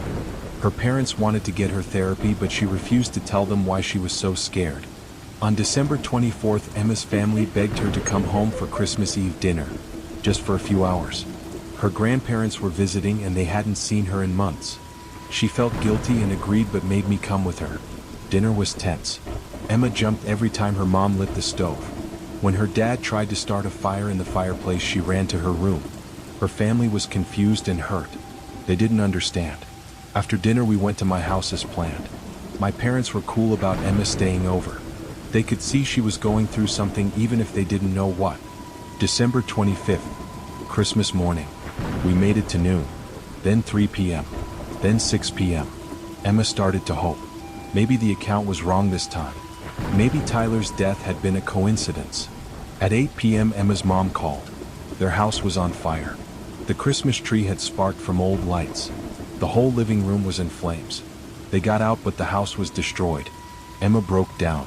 If she had been home, she would have been in that living room. Opening presents by the tree. She would have burned to death. The account saved her life by warning her. But it didn't feel like salvation. It felt like a curse. Now she knew the account was real. Now she had to live knowing when everyone would die. We became obsessed with trying to save people. We'd look for posts with dates coming up and try to find the person online. Message them warnings. But nobody believed us. They'd block us or report us for harassment. We watched the posts come true one after another. Kids drowning, falling, getting sick. All exactly when the account said. We felt helpless. We had this horrible knowledge but couldn't do anything with it. Then I noticed something. The account had posted about Tyler and Emma, two people I knew. Out of all the teenagers in the world, what were the odds? I went back through old posts more carefully, and I found more names I recognized. Kids from neighboring schools. People from our town. Not all of them, but too many to be random. The account wasn't predicting deaths worldwide. It was focused on our area, which meant whoever ran it was here too. Watching us. Choosing us. I tried to find patterns. Why these kids? What connected them? But there was nothing. Different ages, races, friend groups. Popular kids and loners. Rich and poor. The only thing they had in common was they were teenagers and they were going to die. One night I got a DM on Instagram. From at last day's notice. Stop looking for me. That was it. 3 words. But it meant they knew I was investigating.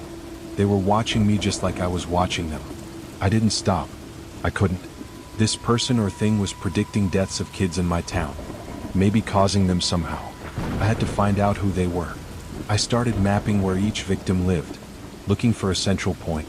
Checking if they all shopped at the same store or went to the same doctor. I was playing detective, but I was just a scared 17-year-old and over my head. Then Emma found something. One of the kids who died, a girl named Madison, had posted on Twitter the week before her death. She said she'd been getting weird DMs from someone claiming to know her future. She thought it was a prank. We searched for more. Found at least a dozen kids who had mentioned getting creepy messages before their deaths. All deleted now, but we found screenshots and people talking about it. The account wasn't just predicting deaths.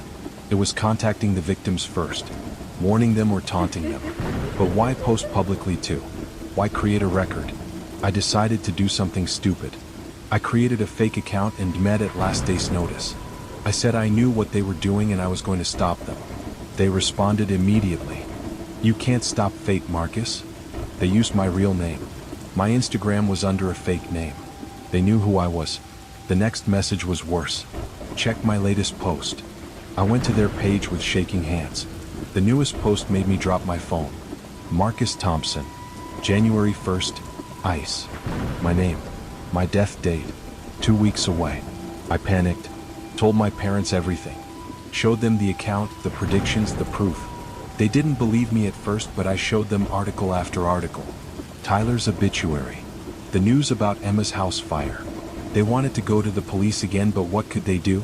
Arrest someone for posting predictions? We didn't even know who it was. I decided if I was going to die, I'd spend my last 2 weeks trying to stop this account. I went to the library and researched everything I could about death predictions, prophets, supernatural phenomena. That's where I met Mrs. Chin, the librarian. She saw what I was reading and asked if I was okay. Something about her made me trust her. I told her everything. She listened without judgment. Then she said something that changed everything. My nephew Michael was one of them. August 19th. He drowned. Michael Chin. I remembered that post. Mrs. Chin said after Michael died she'd done her own research. Found other families who'd lost kids on predicted dates. They'd formed a support group. And they'd figured out something important. The deaths weren't random. Every single kid who died had been to the same psychiatric hospital at some point. Riverside Youth Mental Health Center. Some for depression, some for anxiety, some just for evaluation. But they'd all been patients. I'd been there too. The year before for anxiety after my parents' divorce. So had Tyler. And Emma had gone for an eating disorder. We all had connections to that place. Mrs. Chen's group believed someone at the hospital was behind the account. Someone with access to patient records. Someone who could target vulnerable kids who'd already been struggling. But knowing didn't help me. January 1st was coming. This was my fate. I couldn't avoid frozen water forever. December 31st came too fast. New Year's Eve. My parents wanted to cancel our party, but I said no. If I was going to die, I wanted to be with people I loved. The party was surreal. Everyone celebrating while I watched the clock. 10 p.m. 11 p.m. 11:45. I went outside for air. It was cold but no ice. No snow. Just dead grass and concrete. I'd made it this far. 11:55. Emma found me outside. Held my hand. We didn't speak. Just waited. 11:59. 1 minute left of December 31st. 1 minute before my death date. That's when I heard it. Cracking. Like breaking glass. But there was no glass around. The pool. My parents' above-ground pool. Covered for winter. The cover was thick with ice from last week's freeze. I watched in horror as the ice started cracking. Spreading across the surface like a spider web. The pool cover was collapsing. Emma screamed and pulled me back toward the house. But I was transfixed. Watching my death approach. The ice gave way completely.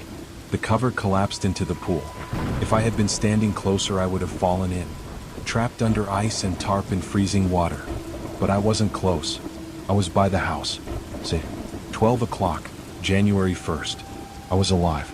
The account had been wrong. For the first time ever it had failed. I survived my prediction. Emma and I went inside and I checked Instagram immediately. The post about me was gone. Deleted. Like it never existed. And there was a new post. Goodbye. That was it. The account went silent. No more predictions. No more deaths. It just stopped. The investigation into Riverside continued. They found an IT worker who'd been accessing patient records. He'd been posting the predictions, but he swore he didn't cause the deaths.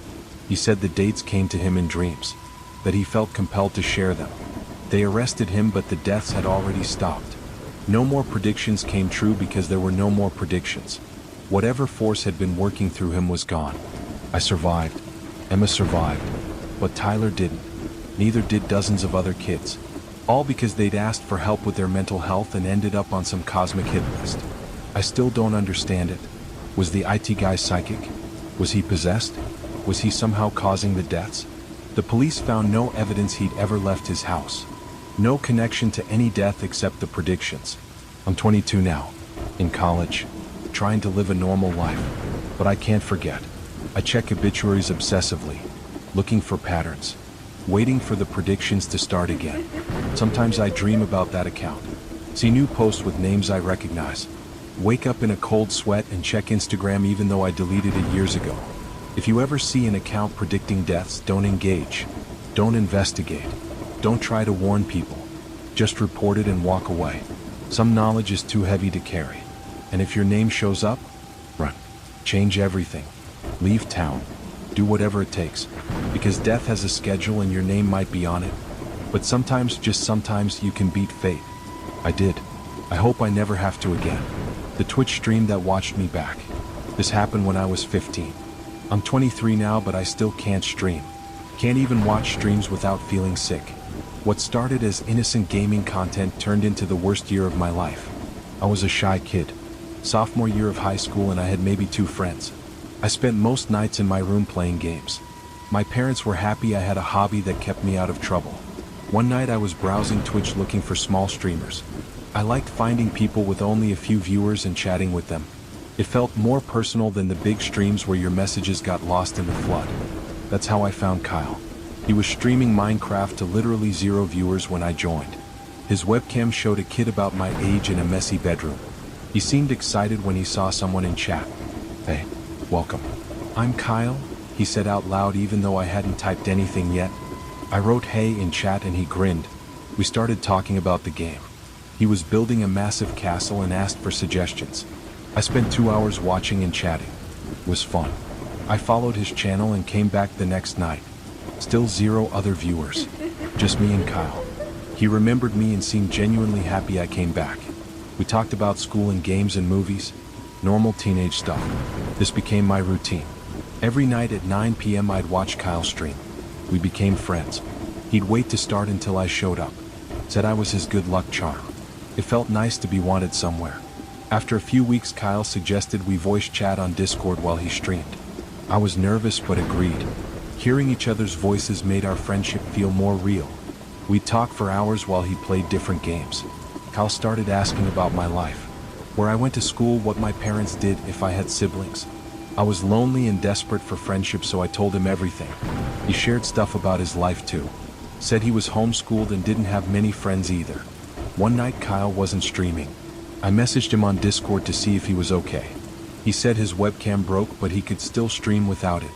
I said that was fine, I just liked hanging out. But when he started streaming, something felt off. His voice sounded different. Older maybe? I told myself I was imagining things. People sound different on different mics. He started asking weird questions. What did my house look like? Did I have my own computer or did I share with family? What was my daily routine? I answered but felt uncomfortable. These weren't normal friend questions. The next day at school, something strange happened. I found a note in my locker. It just said, "Nice stream last night, K." My blood went cold. I hadn't told Kyle my last name or what school I went to. How did he know my locker? How did he get inside the school? I confronted him that night on Discord. He laughed and said he was just messing with me. That he'd figured out my school from things I'd said and asked someone to leave the note as a prank. But he wouldn't say who. I wanted to stop watching, but I was his only viewer, his only friend. He'd get upset when I missed a stream.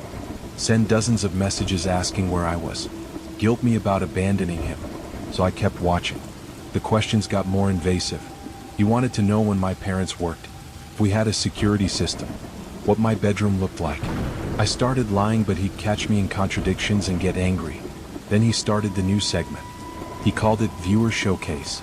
He said since I was his only fan, I deserved special recognition. He'd talk about me on stream. Describe my interests, my schedule, things I told him in confidence. I asked him to stop. Said it made me uncomfortable. He got defensive. Said I should be grateful for the attention. That no one else cared about me like he did. I felt trapped. One night he slipped up. He mentioned something I'd never told him. That I walked home from school down Maple Street. That was my route, but I'd never shared that. When I confronted him, he ended the stream immediately. I decided to do some investigating. I reverse image searched his old profile picture from when he had a webcam. Found it on a stock photo site. It wasn't him. The voice I'd been talking to didn't match the face he'd shown me. I dug deeper. The username Kyle used, KGaming15, showed up on other sites. Old forum posts, comments on YouTube. Some from years ago.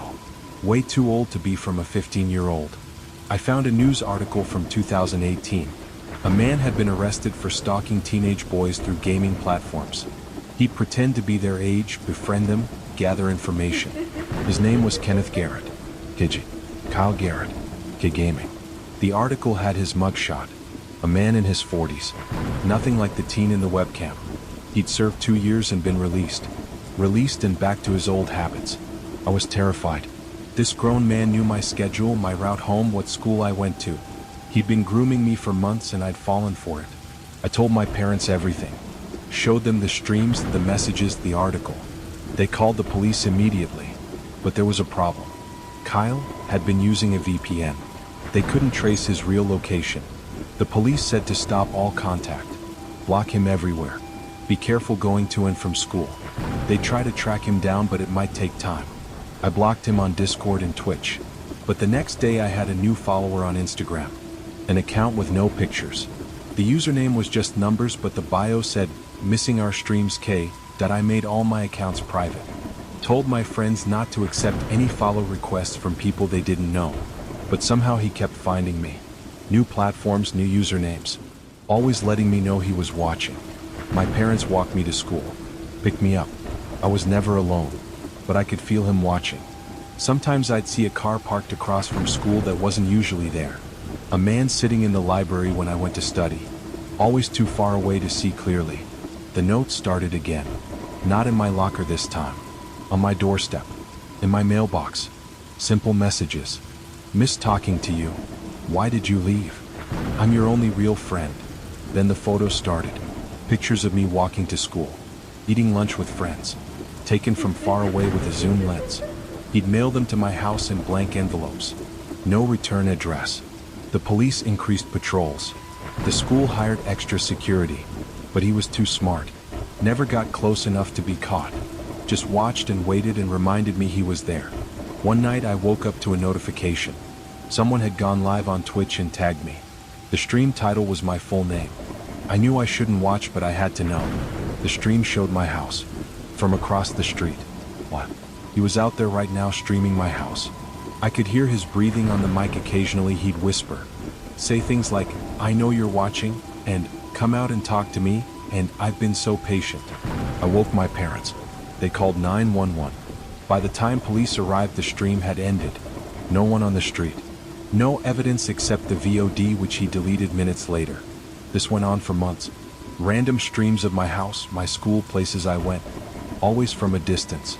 Always ending before police arrived. He was playing with me. Showing me he could get close whenever he wanted. My grades tanked. I couldn't sleep. I was paranoid all the time. My parents considered moving, but we couldn't afford it. I just had to live in fear. Then one day it all stopped. No more streams. No more notes. No more photos. Radio silence. It was almost worse not knowing where he was or what he was planning. 2 weeks later the police called. They'd arrested Kenneth Garrett in another state. He'd been caught trying to meet up with another boy he'd befriended online. They found evidence on his computer of dozens of victims. I was one of many. But here's the thing that still haunts me. When they raided his house, they found surveillance equipment. Cameras, listening devices, GPS trackers. And receipts showing he'd bought it all months before I blocked him. He told police he'd been inside my house. Multiple times. While we were sleeping. He'd installed cameras in my room, the living room, kitchen. He'd watched us for months without us knowing. The police swept our house and found them. Tiny cameras hidden in air vents, smoke detectors, behind picture frames. He'd seen everything. Heard everything. My entire life had been his personal reality show. I couldn't live there anymore. Couldn't sleep in my room knowing he'd been there. Watching me sleep. Watching me change.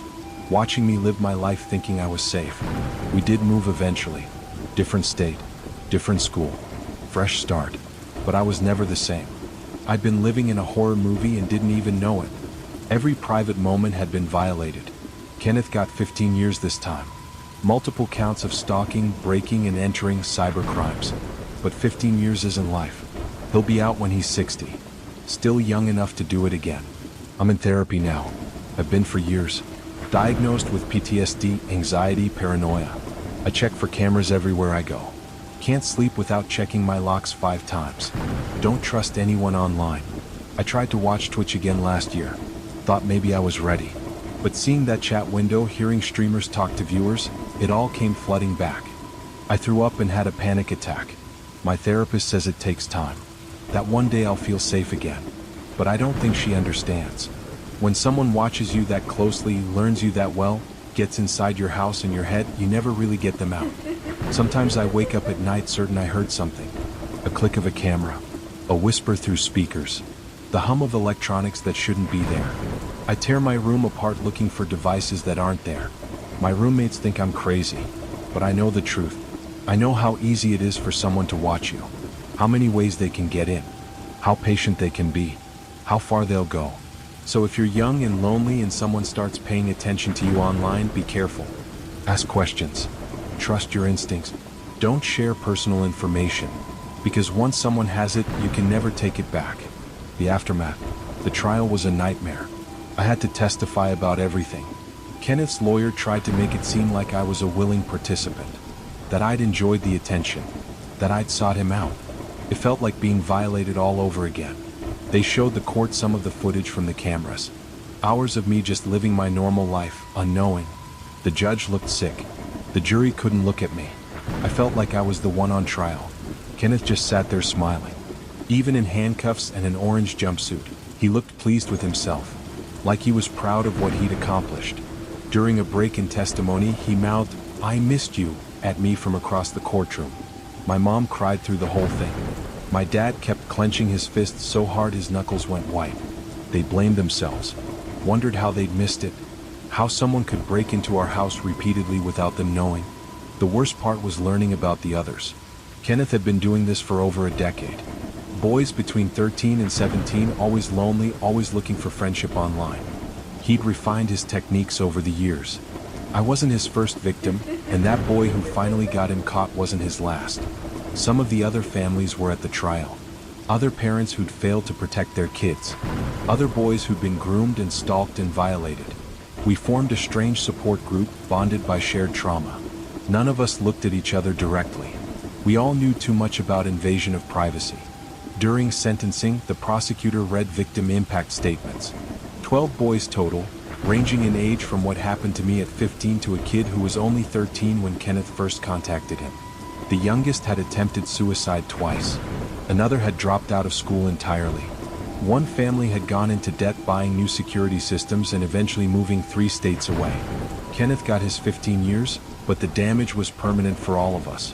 The prosecutor said it was one of the longest sentences for this type of crime in the state's history. It didn't feel like enough.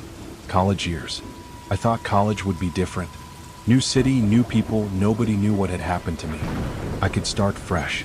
But trauma doesn't work that way. It follows you. My roommate freshman year was into streaming. Had a whole setup in our dorm room with multiple monitors and professional lighting. The first time I walked in and saw him talking to his webcam, I had a full panic attack. Hyperventilating, vision going dark, the whole thing. He called campus security thinking I was having a medical emergency. I had to switch rooms. Couldn't live anywhere near streaming equipment. The RA thought I was being dramatic, but disability services understood. They found me a single room and made accommodations for my PTSD. Dating was impossible. How do you explain to someone that you can't watch movies together on laptops because seeing that camera dot makes you nauseous? That you need to inspect their room for recording devices before you can relax? That you have nightmares about being watched? I tried a few relationships, but they never lasted. The trust issues were too deep. I'd find myself questioning everything. Was this person really who they said they were? Were they recording our conversations? Did they have ulterior motives for being interested in me? Social media was another minefield. Even with everything set to private, I was constantly paranoid about who might be watching. I'd block people for having profile pictures that reminded me of Kenneth's fake photos. I'd delete accounts and start over whenever too many people followed me. My grades in college were good though. Studying was an escape. Computer science classes were ironic considering everything, but I found I had a talent for cybersecurity. Maybe because I understood intimately how vulnerable people could be online. My professors encouraged me to pursue it professionally. The job. After graduation, I got hired at a cybersecurity firm that specialized in protecting businesses from digital stalking and surveillance. My personal experience, combined with my technical skills, made me valuable. I could spot the tactics that others missed because I'd lived through them. It was therapeutic in a way, helping other people secure their digital lives. But it also meant constantly thinking about all the ways someone could be watching. Every vulnerability I found in client systems reminded me of how Kenneth had gotten into mine. My coworkers didn't know my history at first. They thought I was just naturally paranoid about security, which is good in our field. But eventually I opened up to a few of them.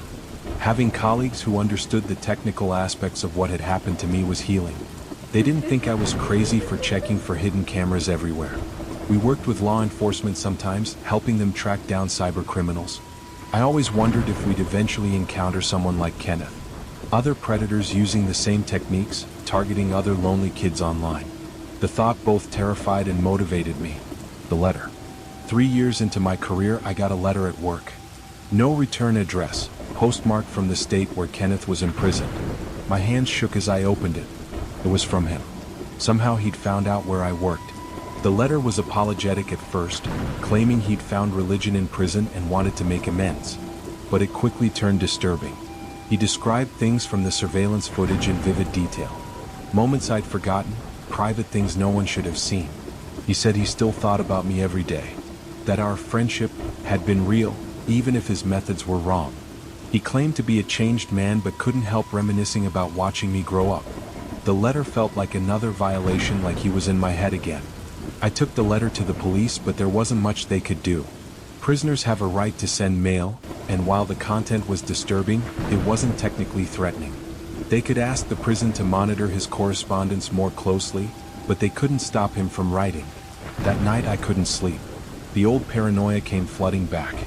I searched my apartment for hidden cameras, checked all the windows and doors multiple times.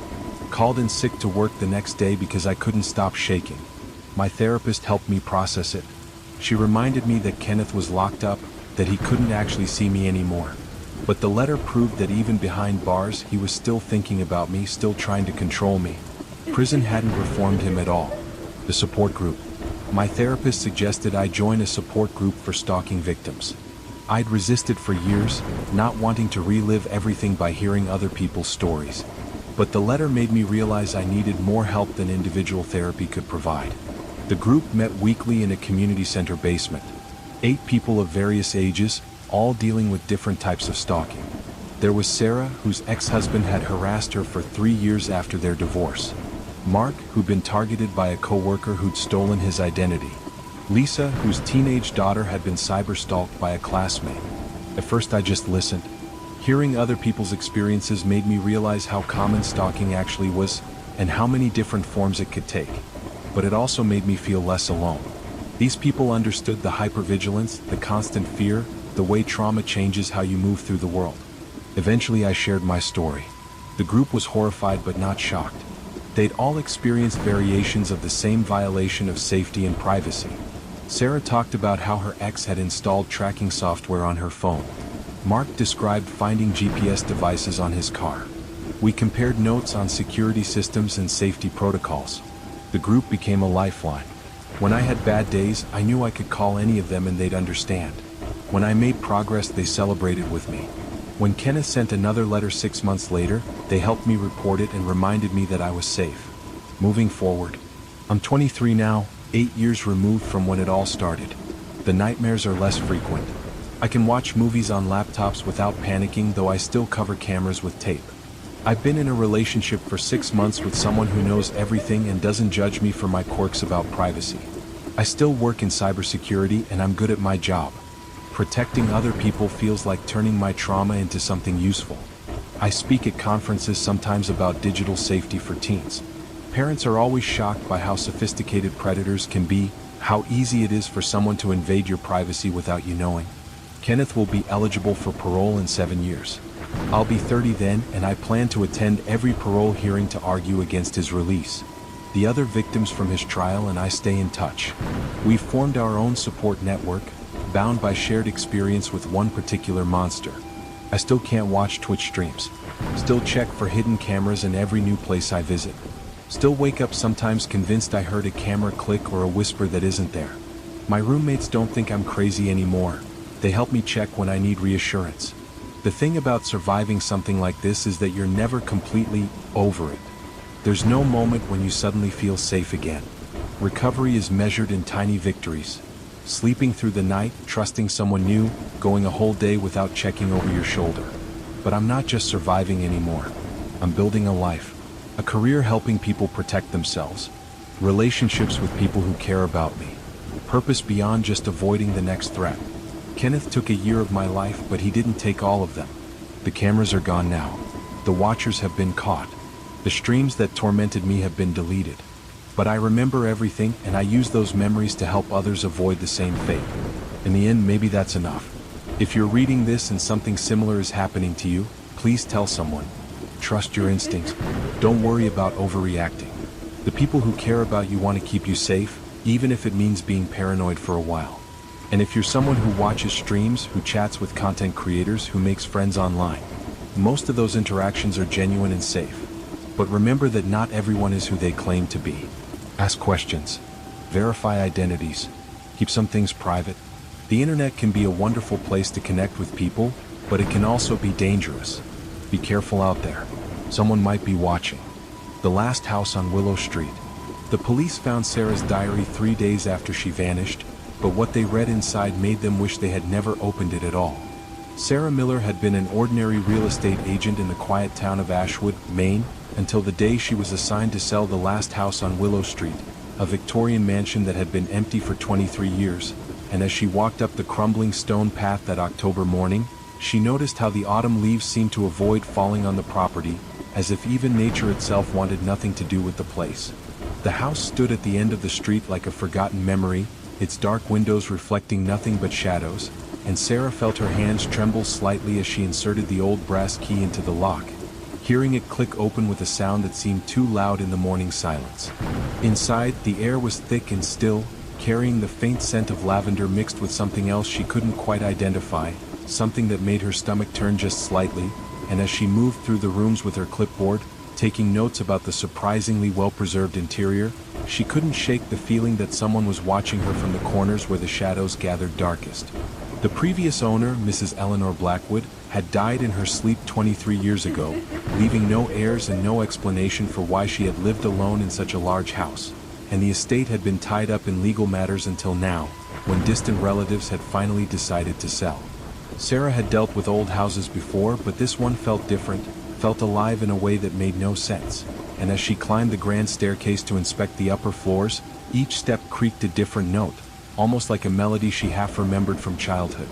The master bedroom door was slightly ajar, and when she pushed it open, she found everything exactly as it must have been the night Mrs. Blackwood died, the bed still made with faded blue sheets, a glass of water on the nightstand covered in dust, and a silver hairbrush on the vanity with strands of white hair still caught in its bristles. She made her notes quickly, eager to move on, but as she turned to leave, she noticed something that made her freeze in place. There were footprints in the dust on the floor, fresh ones that led from the bed to the closet, and they were small, like those of a child. Sarah's rational mind told her that another agent must have been here recently, maybe someone from the estate lawyers, but when she checked the closet, she found only empty hangers swaying gently despite the absence of any breeze, and behind them, barely visible in the shadows, was a small door she hadn't noticed before. The door was painted the same color as the walls, designed to blend in, and when she pulled it open, she discovered a narrow staircase leading up to what must be the attic, the steps disappearing into darkness that seemed to swallow the beam of her phone's flashlight. She knew she should leave it for another day, maybe bring someone with her, but something pulled her forward, a curiosity mixed with dread that made her climb those narrow steps one by one, the walls pressing close on either side, until she emerged into a small room lit by a single round window. The room was a child's nursery, frozen in time, with toys scattered on the floor and crayon drawings still taped to the walls, drawings of a family that looked happy until you noticed that in every picture, one figure had been scribbled out with black crayon, obliterated so thoroughly that the paper was torn in places. A rocking horse sat in the corner, moving slightly as if someone had just climbed off it, and Sarah felt her heart racing as she noticed more fresh footprints in the dust, these ones leading to a small bed where a teddy bear sat propped against the pillow, its button eyes seeming to follow her as she moved. On the nightstand was a journal, leather-bound and old, and when Sarah opened it, she found entries written in a child's careful handwriting, entries that started 60 years ago and impossibly continued until just yesterday, the final entry simply reading, "She's finally come back to play." Sarah dropped the journal, backing toward the stairs, but stopped when she heard it, the sound of a child giggling somewhere in the room, though she could see no one, and then the rocking horse began to move faster, creaking back and forth with increasing violence until it suddenly stopped, and in the silence that followed, Sarah heard a voice, young and sweet and terrible, whisper her name. She ran then, stumbling down the narrow stairs and through the bedroom, down the main staircase and toward the front door, but when she grabbed the handle, it wouldn't turn, locked from the inside though she knew she hadn't locked it, and behind her, she could hear small footsteps following, getting closer with each passing second. The house seemed to shift around her, corridors stretching longer than they should, doors appearing where walls had been, and Sarah found herself lost in a house she had just mapped out minutes before, running through rooms that couldn't exist, chased by laughter that grew less innocent with each echo. She burst into what she thought was the kitchen but found herself in a room full of mirrors, each one reflecting not her terrified face but the image of a young girl in a white dress, a girl whose face was always turned away, always just about to look at her but never quite doing so. The temperature dropped so suddenly that Sarah could see her breath, and frost began to form on the mirrors as the girl in the reflections slowly began to turn, and Sarah squeezed her eyes shut, not wanting to see what face would be revealed, but she could still hear the voice, closer now, whispering secrets that no living person should know. When she opened her eyes, she was back in the nursery, though she had no memory of climbing the stairs again, and the teddy bear was now on the floor at her feet. Its head twisted backward, and written in the dust on the floor were words that made her blood freeze. "You can't leave until you play the game." Sarah tried to speak, to ask what game, but her voice came out as barely a whisper, and the child's voice responded, seeming to come from everywhere and nowhere at once, explaining the rules in sing-song tones that made them all the more horrifying. "Hide and seek," it said, but if Sarah was found, she would stay in the house forever, just like all the others who had come to sell it over the years. The game began whether Sarah wanted it to or not, and she found herself running again, but this time with purpose, looking for places to hide in a house that kept changing, kept revealing new rooms and passages, while behind her came the sound of counting, slow and deliberate, promising that ready or not, she would be found.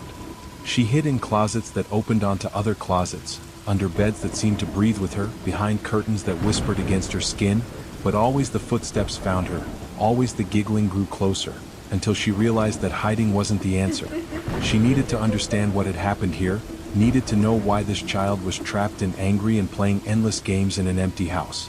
In her frantic searching, she found herself back in the master bedroom, and this time she noticed something she had missed before, a family photograph on the dresser, showing Mrs. Blackwood as a younger woman with her husband and a daughter, the same daughter whose face had been scribbled out in all the nursery drawings. Sarah grabbed the photo, studying it closely, and on the back found written in fading ink, "Eleanor, James, and sweet little Lucy, may she rest in peace." But Lucy wasn't resting, that much was clear, and Sarah began to piece together a tragedy from the clues scattered throughout the house. A child who had died too young, parents who had grieved too deeply, and something that had gone terribly wrong in their attempts to hold on to what they had lost. The footsteps were on the stairs now, coming up slowly, deliberately, no longer playing but hunting, and Sarah knew she had only moments to understand, to find some way to end this game that had been playing for decades. She ran to the nursery, no longer afraid of what she might find there, and began searching through the drawings, the toys, the journal, looking for answers that might save her life, and in the journal's earlier entries she found them, Lucy writing about how her mother had found a way to keep her here, how she had performed some ritual that had worked too well, trapping Lucy's spirit in the house but twisting it, making it lonely and angry and desperate for playmates who never stayed long enough. The door to the nursery creaked open, and Sarah turned to see not a child but a shadow in the shape of a child, features indistinct except for the eyes, which burned with a loneliness so intense it was almost painful to look at, and Sarah understood then what she had to do. She didn't run this time but stood her ground, holding the journal, and spoke to the shadow, told it she knew what had happened, knew about the ritual, knew about the loneliness, and most importantly, knew how to end it. The shadow paused, tilting its head with curiosity rather than malice, and Sarah continued, explaining that she had found something in the journal, a reversal that Mrs. Blackwood had written but never used, too afraid of losing her daughter completely, and if Lucy would let her, Sarah could perform it, could set her free from this prison of preservation. For a long moment, the shadow stood still, and then it nodded, just once, and the house seemed to sigh around them, walls settling back into their proper places, doors appearing where they should be, and Sarah followed the instructions written in Mrs. Blackwood's guilty hand, speaking words that tasted of sorrow and release.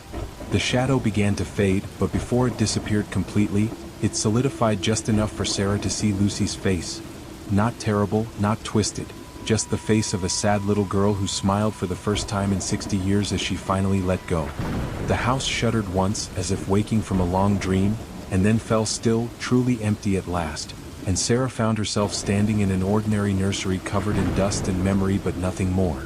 She left the house on shaking legs, the front door opening easily now, and drove straight to the police station to report what she had experienced, though she knew they wouldn't believe her, and she was right. They dismissed her story as stress and imagination until 3 days later when she didn't show up for work and they went to check on her. They found Sarah's car parked outside her apartment, her keys still in the ignition, her phone on the passenger seat with dozens of missed calls. But Sarah herself was gone, leaving only her diary behind, the final entry describing her visit to the house in detail that matched what she had told them, but with one crucial difference. At the end, she had written about how the ritual had worked but not quite as expected. How Lucy had been freed but something else had taken her place, something that had been waiting in the shadows for its chance, and how Sarah had realized too late that some prisons need a prisoner, that some games never really end, they just find new players. The police sealed the house after that, put up new locks and warning signs, but sometimes people still report seeing lights in the windows at night, shadows moving behind the curtains, and if you listen carefully on quiet evenings, you can hear what sounds like someone walking through empty rooms, looking for something they'll never find, playing a game with rules that no one fully understands. The town council has tried to have the house demolished several times, but something always goes wrong, contractors get sick, equipment breaks down, permits get lost, as if the house itself refuses to die, refuses to give up its secrets or its prisoners. And somewhere, in some other place, Sarah Miller might still be running through endless rooms, hiding from footsteps that never tire, playing hide and seek with something that has already found her but pretends otherwise because the game is all it has, all it knows, all it will ever be until someone else is brave enough or foolish enough to try to end it properly. But the last entry in Sarah's diary, the one that truly chilled the police, was a single line written in handwriting that wasn't hers, childish letters that spelled out a warning or perhaps an invitation. The last house on Willow Street is never really empty, it's just waiting for the next player to walk through the door. The night shift. If you're listening to this alone at night, you might want to turn on another light, because what happened to David Chin at the Riverside General Hospital is proof that sometimes the most terrifying things happen in the places where we're supposed to feel safest. David was a security guard, 35 years old, married with 2 kids, the kind of guy who never believed in ghost stories until he worked the night shift on the abandoned 4th floor, and after what happened on November 15th, he never worked another night shift again, never stepped foot in a hospital again, never even drove past one without his hands starting to shake. It started as a normal Tuesday night at Riverside General in Portland, Oregon, with David beginning his rounds at 11 p.m., checking doors, making sure the homeless hadn't snuck in for warmth, typical security stuff that paid the bills and let him study for his nursing degree during the quiet hours. The hospital was old, built in 1923, and like most old hospitals, it had its quirks, pipes that groaned like they were in pain, elevators that sometimes went to floors you didn't press, and then there was the 4th floor, sealed off for renovations that never seemed to happen, where nobody was supposed to go but where David had to check twice each night because those were the rules. He'd been working there for 6 months without incident, long enough to know which vending machines worked and which bathrooms had motion sensors that didn't quite work right, long enough to feel comfortable in the maze of corridors and stairwells that made up Riverside General, but comfort was a dangerous thing in a place with as much history as this hospital had. The first sign something was different that night was the elevator, which usually required his security key to access the 4th floor, but when he stepped in at 11:47 p.m., the button for floor 4 was already lit, glowing a sick yellow color like old teeth, and the elevator started moving before he could press anything else. As it rose, David heard something he'd never heard before in all his shifts, music, faint but unmistakable, coming from above, old-fashioned music like from the 1940s, crackling like it was playing on an ancient radio, and he told himself it was probably construction workers who'd left a radio on, even though he knew there were no construction workers, hadn't been any for the 3 years since the renovation project was mysteriously halted. The elevator doors opened onto darkness so complete it seemed solid, like a wall of black paint, and David's flashlight barely pushed it back, revealing a hallway that looked different from when he'd last been up here, the walls closer together, the ceiling lower, like the building was slowly crushing this floor, trying to digest something it couldn't quite swallow. He should have turned back then, should have reported an electrical problem and stayed in the security office watching monitors until morning, but David was practical, rational, the kind of person who needed to see things for himself, needed logical explanations for everything, so he stepped out of the elevator, and the moment both his feet were on the 4th floor, the elevator doors slammed shut behind him with a sound like breaking bones. The music was louder now, definitely coming from somewhere down the hall, and underneath it he could hear something else, voices, many voices, speaking all at once in tones of urgency and fear, like a crowd trying to warn him of something but unable to form the words clearly enough to understand. David moved forward, his flashlight beam shaking slightly despite his efforts to hold it steady, and he noticed that the renovation plastic that usually covered the walls was gone, revealing wallpaper underneath, vintage wallpaper with a pattern of roses that seemed to writhe in the moving light, and the smell hit him then, not the usual hospital smell of disinfectant and sadness, but something older, copper and flowers and something chemical he couldn't identify. Room 401 was open, light spilling out into the hallway, warm yellow light that flickered like candles, and David approached slowly, his hand on his radio, though he knew nobody would answer if he called, because who would believe him if he said the abandoned floor was lit up like it was still 1943. Inside the room, he found a scene that his mind couldn't process at first, refused to accept as real, medical equipment from another era, all of it running, all of it attached to patients who shouldn't exist, couldn't exist, people in hospital gowns from decades past, lying perfectly still in beds with sheets so white they hurt to look at. An old radio in the corner played that crackling music, and next to it stood a nurse in a uniform from the Second World War, her back to David, checking charts on a clipboard, humming along to the music like this was just another night shift in a year that had ended before David's parents were even born.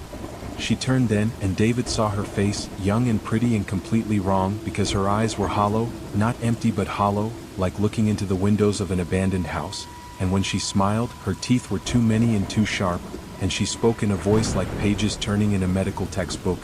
"Oh good, you're here for your procedure, we've been waiting such a long time for you to arrive." David backed away, but the door had closed behind him, and when he turned he saw that the other patients were sitting up now, all of them turning their heads in perfect unison to look at him, and their faces were like masks made of skin, features that didn't quite add up to human, expressions that were trying to be reassuring but achieving only horror. The nurse was beside him now, impossible fast, and her hand on his arm was cold enough to burn through his uniform, and she was leading him to an empty bed, the only empty bed, with his name already written on the chart at its foot, David Chin, admitted November 15, 1943, diagnosis, temporal displacement, treatment, integration therapy, prognosis, permanent residency. He tried to pull away, but more nurses had appeared, all with those hollow eyes and sharp smiles, and they were surprisingly strong for things that couldn't possibly be real, and as they pushed him toward the bed, David could see the other patients more clearly, could read their charts, saw names and dates that spanned decades. Lucy Morrison, admitted 1952. James Park, admitted 1967. Sarah Williams, admitted 1981. All security guards, all night shift, all here for the same procedure that never ended.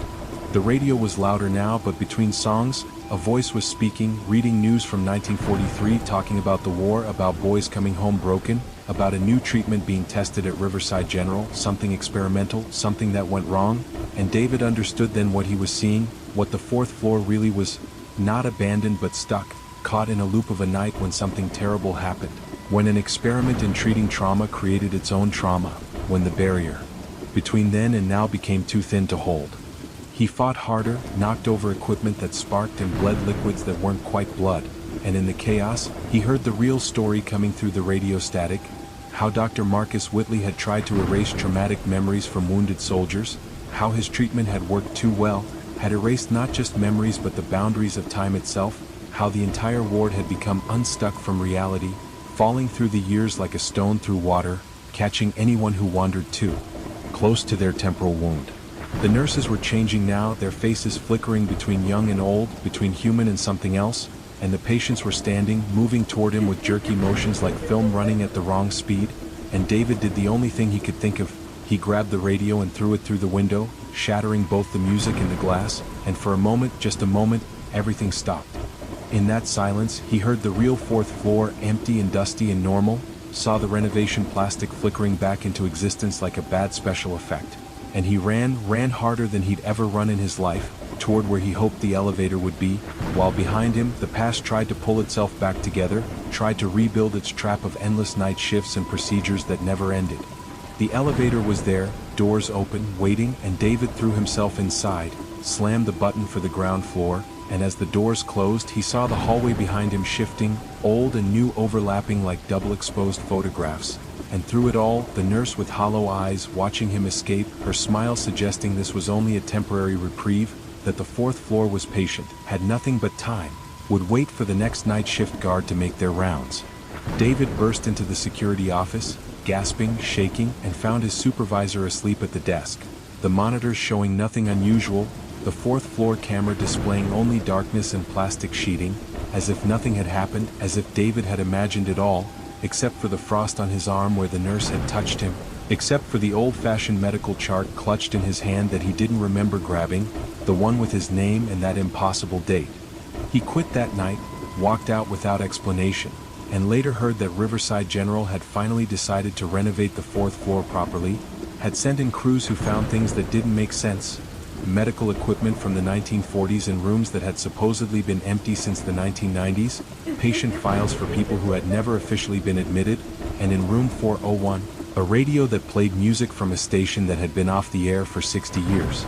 They sealed the floor again after that, more thoroughly this time, welded the elevator buttons so nobody could accidentally press 4, and hired new security guards who were told never to ask about the 4th floor, never to wonder why sometimes, on quiet nights, you could hear big band music drifting down through the vents, could smell ether and roses and fear, could feel the building itself trying to digest something it had swallowed long ago but couldn't quite break down. David never talked about that night, not to his wife, not to his kids, not to the therapist he started seeing for the nightmares, but sometimes he'd drive past Riverside General, and he'd see the 4th floor windows, all of them dark except for one, always the same one, where a figure in a nurse's uniform would stand, waiting, watching, and he'd know that somewhere in that hospital, in a year that never ended, there was still a bed with his name on it, still a procedure waiting to be performed, still a night shift that would last forever if he ever made the mistake of going back. The hospital still runs, still heals people, still saves lives, but the staff know to avoid the 4th floor, know to ignore the sounds that come from above, know that some wounds in the fabric of reality are better left untreated, better left to heal on their own or fester in the darkness, because the cure, as David learned that night, can be so much worse than the disease. And if you're ever in Portland, if you ever drive past Riverside General at night, look up at the 4th floor and count the windows, and if you see one that's lit when it shouldn't be, one that shows shadows moving in rooms that are supposed to be empty, just keep driving, because some places aren't abandoned, they're quarantined, and the difference between the two can cost you more than your life. It can cost you your forever, trapped in a moment that should have ended decades ago but refuses to let go, refuses to stop trying to complete a procedure that went wrong before your grandparents were born. The wishing tree. They cut down the old oak tree on Meadowbrook Lane last week, and that's when the missing children started coming home, but they weren't the same children who had disappeared, not really, not anymore. For 87 years, that tree had stood in the center of Willowdale, Connecticut, massive and ancient with branches that seemed to reach for something beyond the sky, and every child in town knew it as the wishing tree, the place where you could tie a ribbon to a branch and make a wish that would always come true, though nobody ever mentioned what happened to the children who wished for the wrong things. Emma Rodriguez was the first to notice something was wrong. A local teacher who had grown up in Willowdale and remembered tying her own ribbon to the tree when she was 7, wishing for a baby brother who had arrived 9 months later, perfectly healthy and normal, unlike some of the other wishes that had been granted over the years. The town council had finally decided to remove the tree to make room for a new shopping complex, ignoring the protests of the older residents who whispered about things that should be left alone, about bargains made in darker times, about the price of getting what you wish for, but progress won over superstition, and on a cloudy Monday morning, the chainsaws started their work. The tree fought back in ways that made no sense, dulling 3 sets of chains, causing 2 workers to collapse with sudden fevers, making sounds as it fell that witnesses would later describe as almost like crying, like hundreds of voices calling out at once. But eventually it came down, revealing a hollow trunk filled with ribbons, thousands of them in every color imaginable, some so old they crumbled at a touch, others bright and new as if they'd been tied yesterday. That night, Emma was grading papers when she heard a knock at her door, soft and hesitant, and when she opened it, she found Timothy Morrison standing on her porch, still wearing the same clothes he'd been wearing when he disappeared in 1987, still 8 years old despite the 36 years that had passed, his eyes reflecting something that made her step back involuntarily. "I wish to never grow up," he said in a voice that had the cadence of a child but something underneath that spoke of decades spent somewhere else, somewhere that existed in the spaces between tree rings, in the darkness beneath the roots, and then he smiled, and Emma saw that his teeth were made of wood, smooth and polished like furniture, like something crafted rather than grown. More children came back over the following days, all of them frozen at the age they'd been when they'd made their wishes. All of them changed in ways that became more apparent the longer you looked at them, like Sarah Chin, who had wished to be beautiful and whose skin now had the texture of bark but smooth and golden, shifting in patterns that hurt to follow with your eyes, or Marcus Williams, who had wished to be strong and whose muscles moved under his skin like roots seeking soil, bulging and receding in rhythms that matched no human heartbeat. The town tried to celebrate at first, families reunited with children they'd mourned for years, but the joy curdled quickly when they realized these weren't really their children anymore, that whatever had answered those wishes had taken something essential in payment, had hollowed them out and filled them with something else, something that moved like sap through their veins and made them stand too still, breathe too slowly, blink in unison when the wind blew from the east. Emma started investigating, diving into town records that most people had forgotten existed, finding references to the tree dating back to the town's founding in 1858, discovering that it had been there before the town, before the European settlers, before even the indigenous peoples who had known enough to avoid it, to build their villages just far enough away that its roots couldn't reach them in their sleep. The truth was buried in the diary of the town's founder, Jeremiah Willowdale, who had made the first bargain with whatever lived in the tree, trading his daughter's soul for the prosperity of his settlement, establishing a pattern that would continue for over a century, parents bringing their children to tie ribbons and make wishes, most innocent enough to be granted without consequence, but some, always some, asking for things that required a deeper price. Emma found the list eventually, hidden in the Historical Society's basement, a record of every child who had wished and disappeared, their names written in ink that looked disturbingly like dried blood, and beside each name, the wish they had made: to fly, to never die, to be loved forever, to escape their homes, to become someone else entirely, wishes that had been granted in the cruelest possible interpretations, trapping them in forms that were technically what they'd asked for but nothing like what they'd wanted. The returned children were gathering now, meeting in the park where the tree had stood, standing in a perfect circle where its trunk had been, holding hands and humming something that wasn't quite music, wasn't quite speech, but made the ground vibrate in patterns that suggested growth, suggested planting, suggested something trying to take root again. Parents who tried to take their children home found them always returning to the circle, drawn by something stronger than love or fear, and those who touched them too long found their own skin beginning to roughen, their own thoughts becoming slow and strange, full of desires for sunlight and rain that had nothing to do with human needs.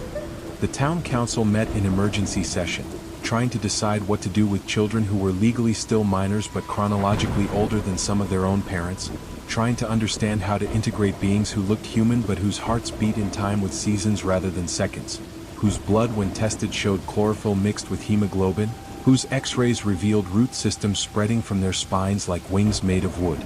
Emma kept digging, desperate to find some solution before more children returned, or worse, before new children started making wishes on whatever remained of the tree's power, and in the oldest records, written in a language that predated English, she found mentions of the tree's true nature. Not a tree at all, but something far older that had taken root in this reality, something that fed on human desires and gave back twisted versions of dreams, something that had been sleeping until the first wish woke it up and taught it hunger. The children in the circle were changing faster now, their skin barking over completely, their limbs stretching and branching, and Emma realized with horror that they were becoming seeds, or perhaps they always had been seeds, waiting for the right moment to plant themselves and grow into something new, something that would honor the old bargain in ways the town could never have imagined. She tried to warn people, but who would believe that their long-lost children were turning into trees, that the wishes they'd made decades ago were finally sprouting into something monstrous, that cutting down the wishing tree had only spread its influence wider, like dividing a plant to make it multiply, like pruning to encourage new growth in directions that defied both botany and sanity. On the seventh night after the tree fell, Emma was awakened by a sound like wind through leaves, but her windows were closed, and when she looked outside she saw them, dozens of children now, all the missing ones from over the decades, walking through the streets of Willowdale with movements that were too smooth, too synchronized, like branches swaying in a breeze only they could feel. They were going door to door, knocking softly, and at each house where someone answered, they would speak in voices like rustling autumn leaves, asking if there were any children who wanted to make a wish, any dreams that needed to come true, any desires strong enough to feed something ancient and patient and always, always hungry.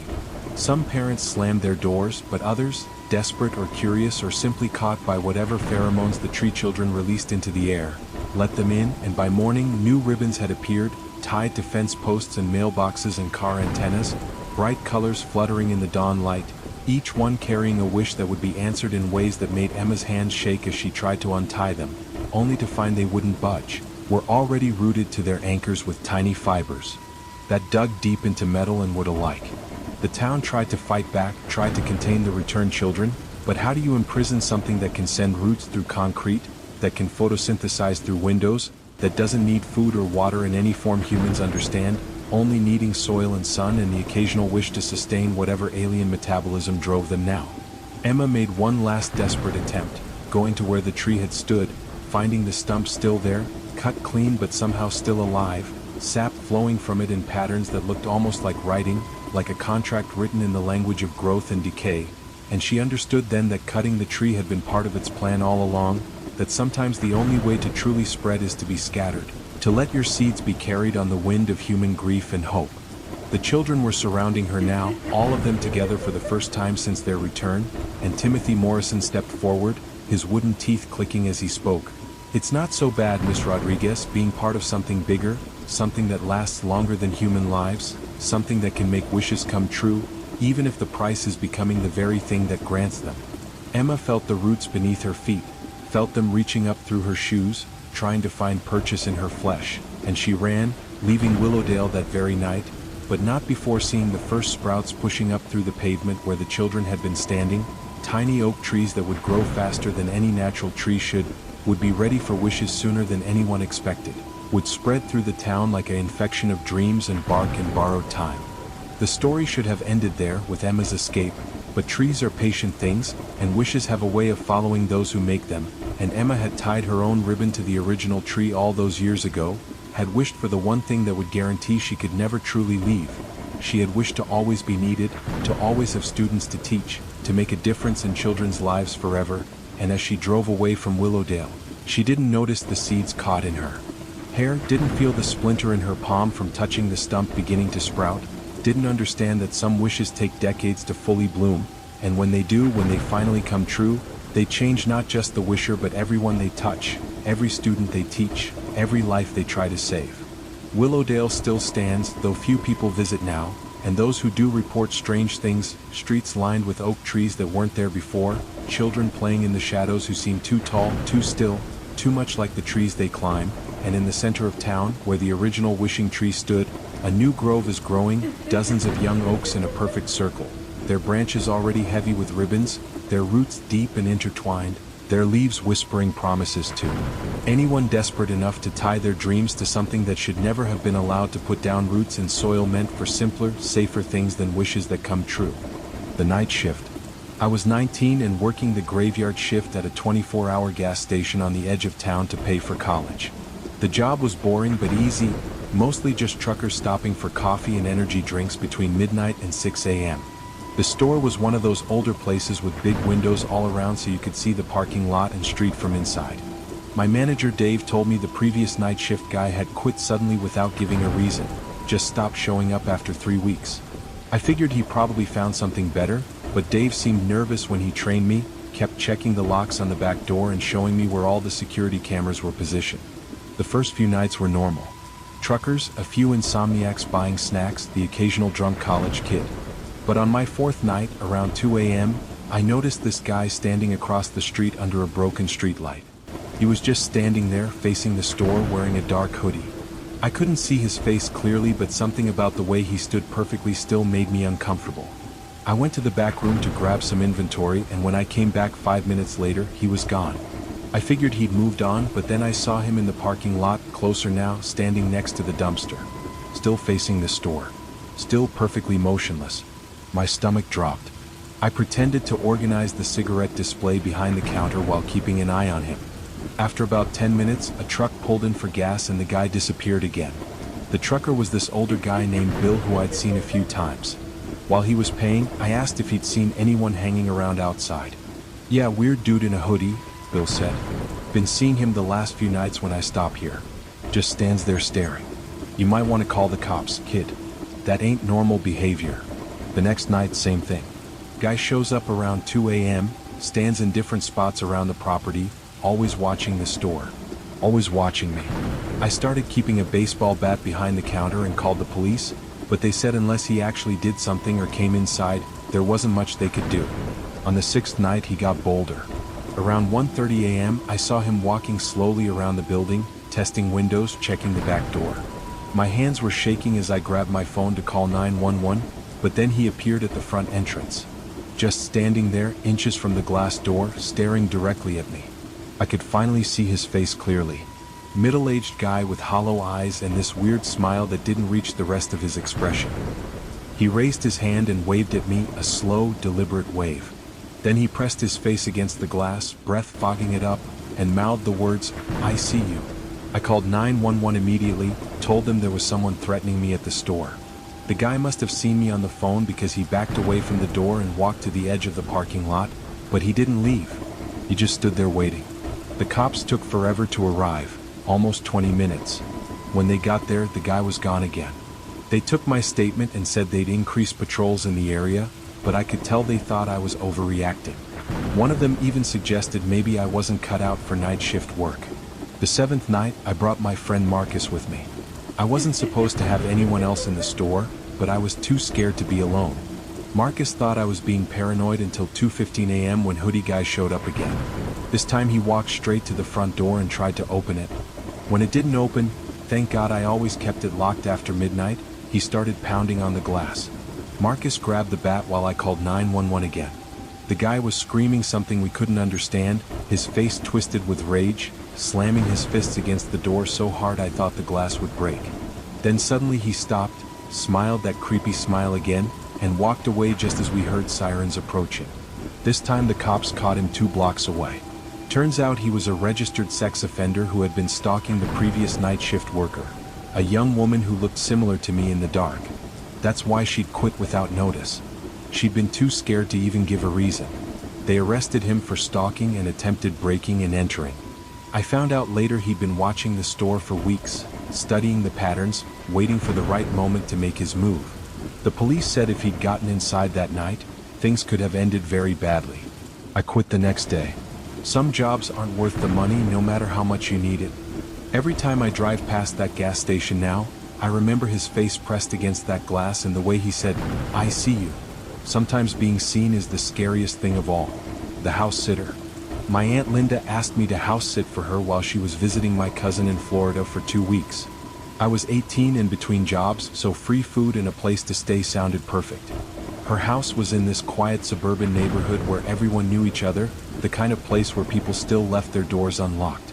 The house was a typical ranch-style home with 3 bedrooms, 2 bathrooms, and a big backyard. Aunt Linda had 2 cats, Mr. Whiskers and Patches, who were pretty independent. My main job was to feed them, water the plants, and collect the mail. Easy money. The first week went smoothly. I settled into a routine. Sleep in, watch TV, make sure the cats were fed, maybe walk to the corner store for snacks. The neighbors were friendly enough. Mrs. Patterson next door brought over cookies and told me to call if I needed anything. The mailman Jerry always waved and asked how my aunt was doing. But on day 8 things got weird. I woke up around 10 a.m. and went to the kitchen to feed the cats. Their food bowls were already full. Fresh food, not the stale stuff they sometimes leave if they eat slowly. I figured maybe I'd fed them the night before and forgotten, even though I was pretty sure I hadn't.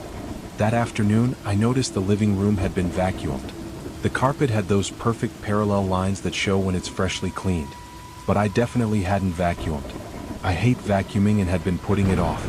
My aunt's vacuum was still in the closet, unplugged, exactly where it had been since I arrived. I started paying more attention to things.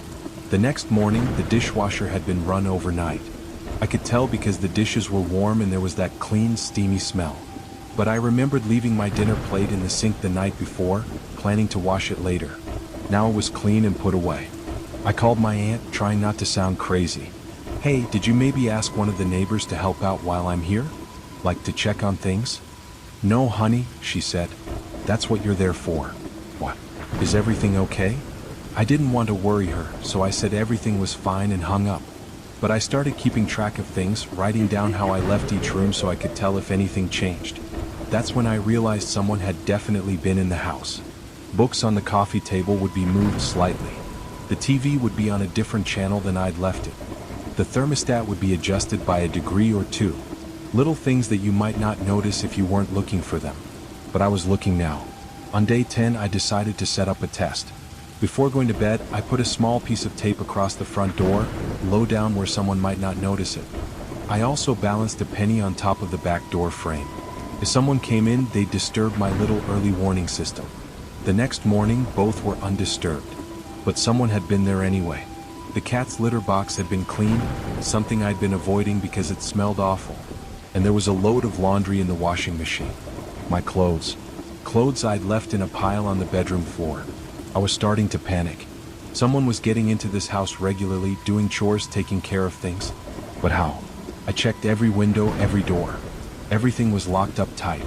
No signs of forced entry anywhere. That night, I stayed awake, sitting in the dark living room with a view of both the front and back doors. I had my phone ready to call 911 and a kitchen knife on the couch next to me. Around 3 a.m., I heard the soft sound of running water coming from the kitchen. My blood turned to ice. I crept toward the kitchen, knife in hand, phone dialing 911. The water shut off just as I reached the doorway. The kitchen was empty, but the faucet was still dripping slightly and there were wet dishes in the drying rack. Dishes that hadn't been there an hour earlier. I ran outside and called the police from the front yard, too scared to stay in the house. 2 officers arrived within 10 minutes. They searched every room, every closet, even the attic and basement. Nothing. No signs of anyone hiding, no signs of break-in. They were polite but clearly thought I was imagining things. The next day, I called Mrs. Patterson and asked if she'd noticed anyone coming or going from my aunt's house. She got quiet for a moment, then asked if I could come over for coffee. When I got to her kitchen, she looked nervous. "Honey," she said, "I didn't want to scare you, but Jerry mentioned something odd. He said he's been seeing lights on in Linda's house at strange hours, and sometimes he sees someone in the windows who doesn't look like you. Someone taller." My stomach dropped. "Why didn't you tell me sooner? We thought maybe Linda had asked someone else to help out too. But if she didn't?" Mrs. Patterson picked up her phone. "I'm calling the police." This time the cops took it more seriously. They dusted for fingerprints and found several sets that didn't match mine or my aunt's. They also found something I'd missed, tiny scratches around the back door lock, like someone had been picking it repeatedly. The detective told me that some burglars actually prefer to break into houses when they know someone's house sitting. They can observe routines, figure out when people sleep or leave, and they target houses where the regular owners won't notice small thefts right away. But this wasn't about theft. Nothing was missing. Someone had been coming into this house to clean it, to take care of it like they lived there too, like they belonged there.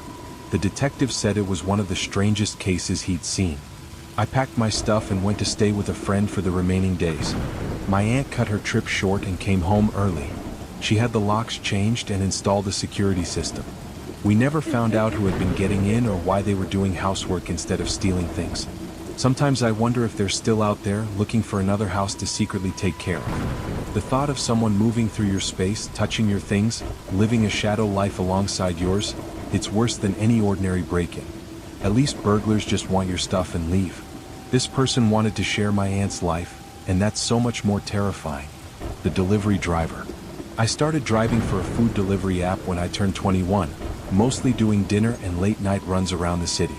The money was decent, especially on weekends when people were ordering pizza and Chinese food until 2 a.m.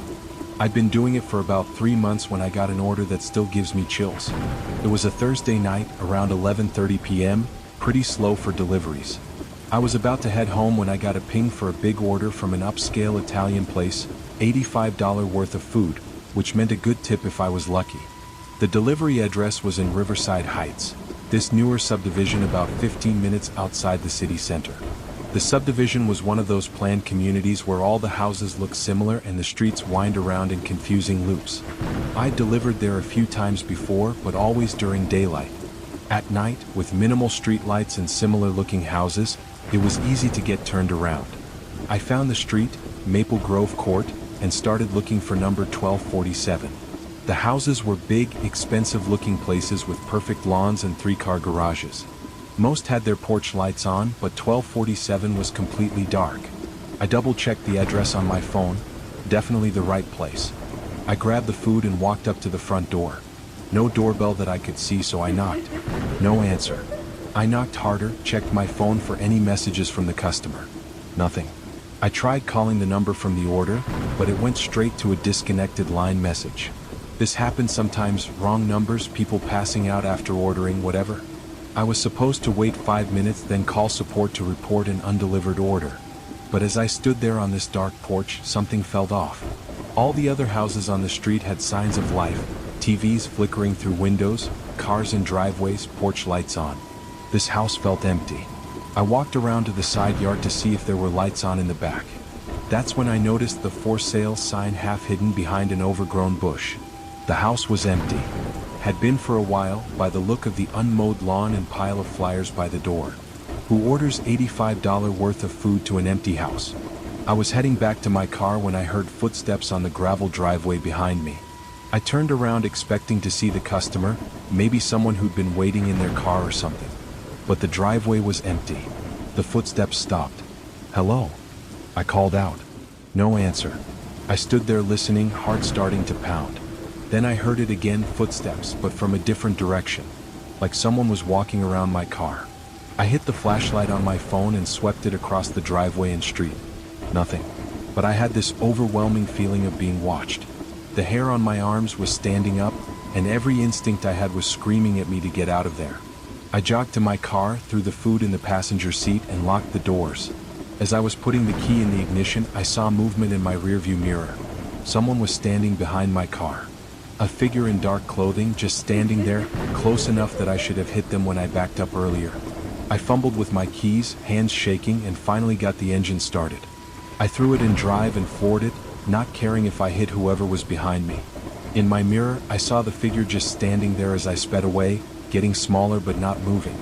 I drove straight to the nearest 24-hour McDonald's and sat in the parking lot under the bright lights, trying to calm down. I called delivery support and reported the undelivered order, said the address was vacant and the customer's phone was disconnected. The support rep seemed annoyed but said she'd handle it. But here's the thing that really scared me. When I looked up the address later on Google Maps, it showed 1247 Maple Grove Court as an empty lot. No house, no building, just an undeveloped piece of land between two other houses. I drove back there the next day in broad daylight to make sure I hadn't gotten confused. The lot was there, overgrown with weeds and marked with a future home site sign from a construction company. No house had ever been built there. But I knew what I'd seen. I'd walked up to a front door, knocked on it, walked around a house with siding and windows and a driveway. I called the construction company whose sign was on the lot. They said they'd owned that land for 2 years but had never started building due to permit issues. When I described what I'd seen, the guy got quiet and then asked if this was some kind of prank call. The really messed up part came a week later. I got another ping for delivery to the same address, 1247 Maple Grove Court. Same restaurant, almost identical order. This time I didn't even get out of my car. I drove straight to the subdivision and sure enough, there was just an empty lot where I'd sworn I'd seen a house. But there were fresh tire tracks in the dirt, and footprints. Like other people had been there recently, looking for something that wasn't there. I stopped doing late night deliveries after that. Switched to day shifts only, stuck to familiar neighborhoods. But sometimes I still get delivery requests for addresses that don't exist, numbers that don't connect, orders placed by people who seem to live in places that aren't really there. I don't know what I saw that night, or who was standing behind my car in that driveway that didn't exist. Maybe it was just stress and bad lighting playing tricks on me. But I've never forgotten the feeling of walking up to that dark house, or the sound of footsteps following me through a place that shouldn't have been there. The scariest part isn't the mystery of it all. It's wondering how many other people got the same delivery order, drove to that empty lot, and encountered whatever was waiting there in the dark.